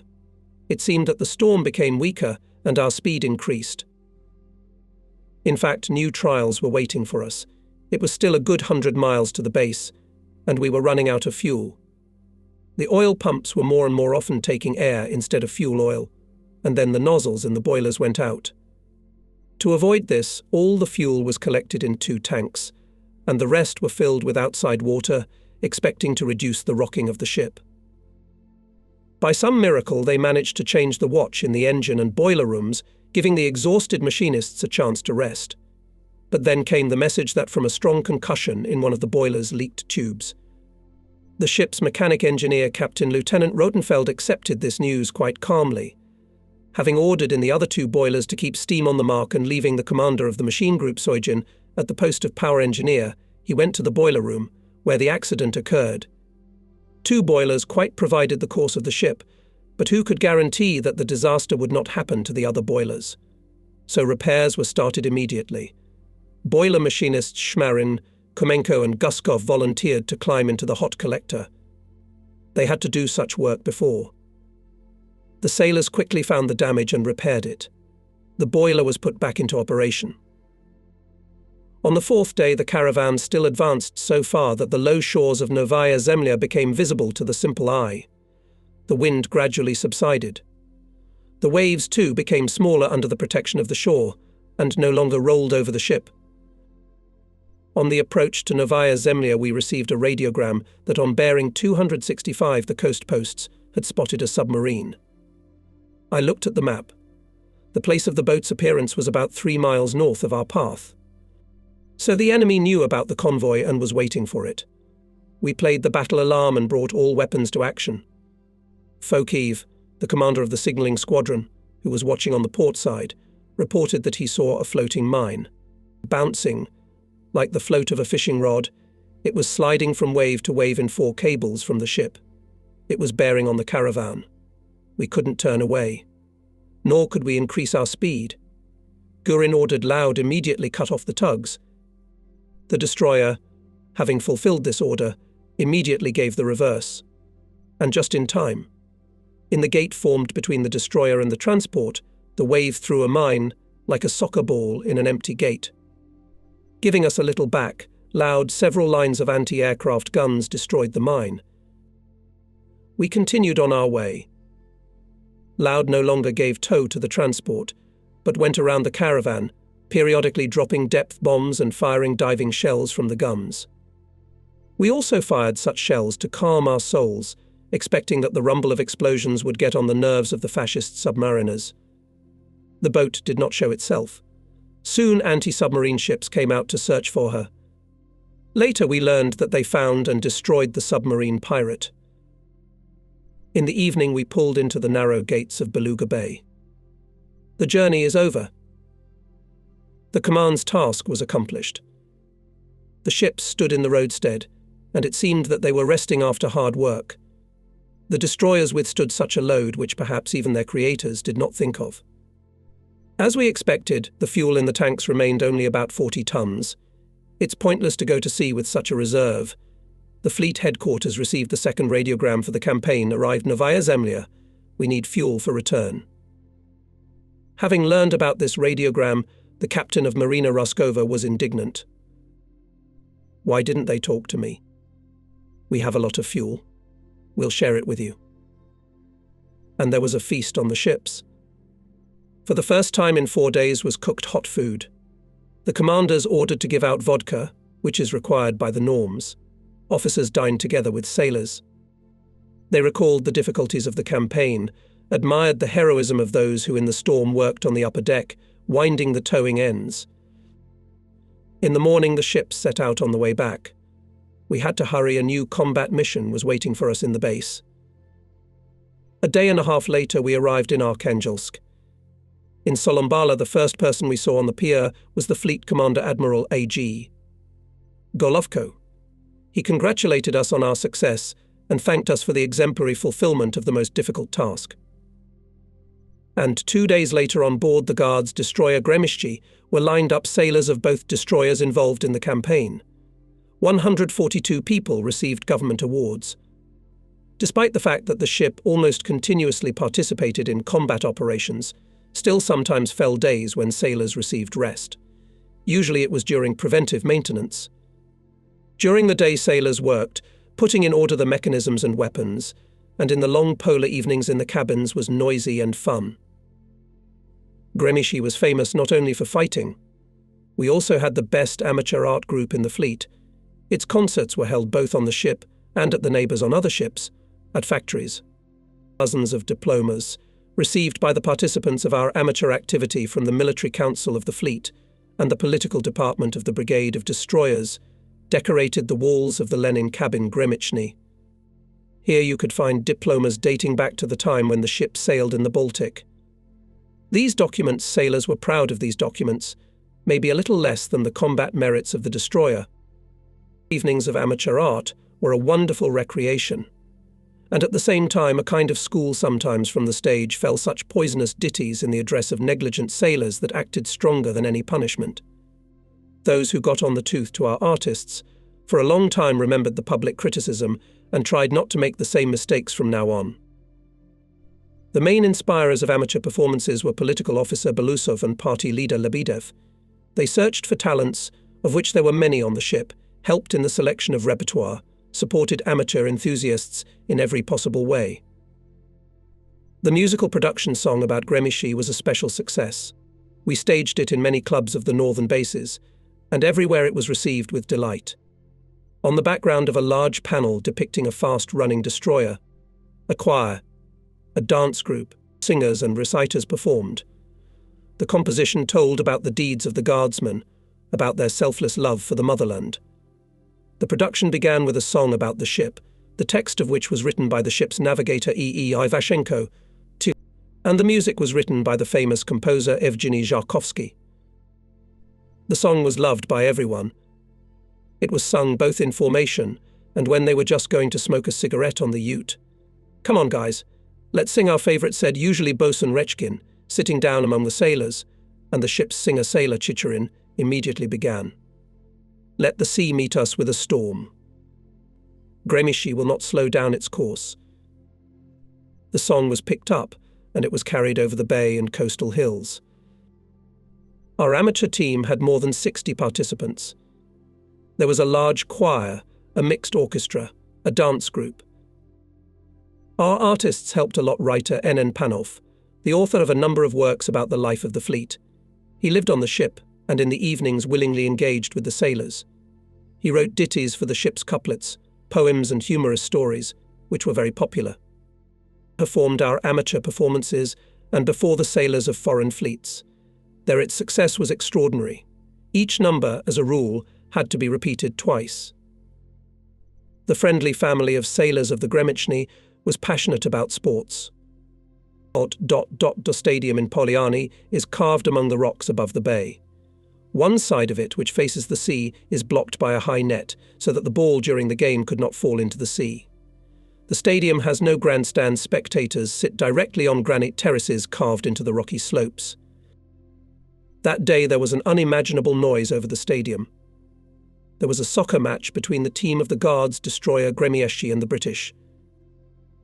The first half ended with the victory of the guests. During the break we approached our goal, which was defended by the assistant commander of the ship, Senior Lieutenant Gavrilov, who replaced Vasiliev, who received a new appointment. The captain of the team, Sailor Lapshinov, a fine soccer player and a favourite of the crew, explained something to the players of the team, and they listened very attentively. The referee's whistle called the teams to the field to continue the game, and the fight resumed. The English are avid soccer players. Not by chance England is considered the birthplace of this sport. Our sailors were initially afraid to compete with foreigners, but then friendly matches between the teams of our and allied ships became a custom. Each such meeting aroused great interest. On the days of the game, free from watch sailors rushed to the stadium, taking with them everything that could whistle, rattle, bang horns, basins, buckets, whistles of various systems. At the sharpest moments of the game, all this was set in motion, and the noise was deafening. And so it was now, especially since the preponderance on the field was already tilting towards the Soviet Guards. The final whistle of the referee recorded the score 4-3 in favour of the Gremyshche. On the ship we had 2 soccer teams. One, staffed with the best players, took part in the fleet championship. The second, less strong, was practically its double. The coach of both teams was Sailor Lapshinov. It should be said that soccer on Gremyshche became the most popular sport. Games were played in any conditions and on any grounds, up to the fact that the gates were replaced by piles of clothes removed from themselves players. But in all cases the game was strictly according to the rules, which was vigilantly monitored by Lapshinov. Sailors were also fond of volleyball, boxing, rowing. Many times there were held competitions with allies in rowing and sailing. In free hours there was something to do for the sailors. The ship had a good library, which numbered several hundred books and was constantly replenished. Textbooks occupied a prominent place in it. The sailors were eager to learn.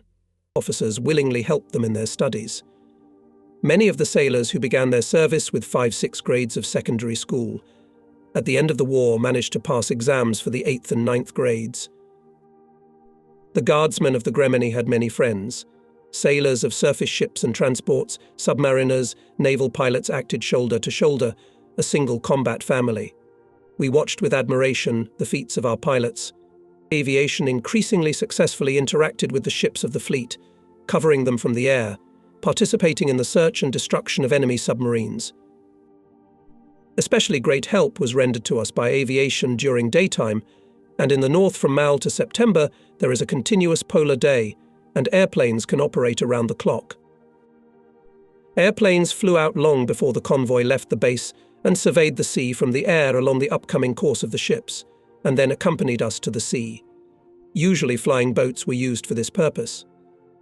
Having a long range, they could accompany us on the whole passage. We were escorting a convoy heading for Matochkin Shah when the airplane escorting us near Kolgoyev Island detected a submarine. Returning to the convoy, the pilot signaled for the ships to follow him. He began to make circles over the boat. There was nothing left for us but to bomb this area thoroughly, discouraging the fascist submariners from thinking about attacking the convoy. If flying boats protected us from underwater predators, then the fighter aviation protected us from the air. Without aviation support, surface ships of the fleet would hardly be able to fulfill the tasks assigned to them. In August 1943, from Arkhangelsk followed a convoy of 6 transports in the guard of 3 destroyers. On the approach to Kildin Island, the ships were attacked by enemy planes. There was a fight. To help us urgently flew aviation. Fighter pilots Kurtsankov, Skibnev, Panin, Verbitsky were over the place of battle in a few minutes. Rushing to the enemy planes, they shot down 2 of them and drove away the rest. Having accomplished the task, the Red Star fighters, waving us goodbye, returned to the airfield. The pilots were often on our ships, and when they had a chance they went to sea with us. Sometimes, having returned from a big flight, pilots Sorokin, Panin, Kovalenko hurried to their friends on Gremyashi to share their impressions and joys, and things were getting better and better for them. The aviation of the Northern Fleet made massive raids on the enemy airfields, bombed his rear. There was a strong front friendship between us and the pilots. We jointly accomplished the deed that was bloodily necessary for our motherland. The pier of the submarine was located in Polyarny, in the very corner of the Ekaterinskaya harbour. We loved to visit here, to listen to the exciting stories of submariners about their distant raids into enemy waters. We will never forget how we, destroyer officers, stood on the pier together with our submarine friends and looked out into the bay. We were waiting for the boat commanded by hero of the Soviet Union, Kabo. There its narrow, long hull appeared from behind a rocky cape, and immediately gun shots rang out. The submariners were informing their friends about 2 battle victories. When the boat moored at the dock, everyone rushed to embrace the heroes. We knew many of the submariners well.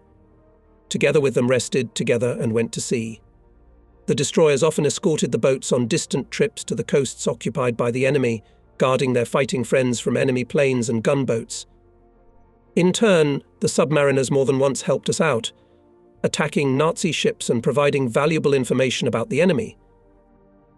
Breaking out of our embrace, Kabo hurried to tell us that in the area of the port of Vard accumulated a lot of enemy ships. This was a very important message. The next day, the destroyers headed for Vard. Together with the destroyers in the operation took part and the boats that were in position.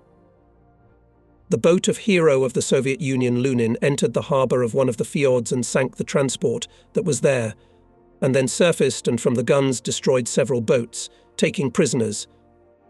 The actions of the submariners diverted the attention of the enemy. Taking advantage of this, the destroyers launched a torpedo strike, as a result of which the enemy lost 2 more transports. It was a real combat partnership. Submariners were frequent and welcome guests on our ships. We organised joint recreation evenings. Everywhere the guardsmen of the Gremeni had friends. We felt their elbow all the time. And what inspired us most of all, gave birth to indomitable energy, was the consciousness that all our great nation was with us. It follows the successes of its soldiers, is proud of their military deeds. workers of the rear supplied us with everything we needed. Continuously improved combat equipment, which came to the ships. On Gremieshi appeared automatic guns, new bombometers with a long-range hydro and radar.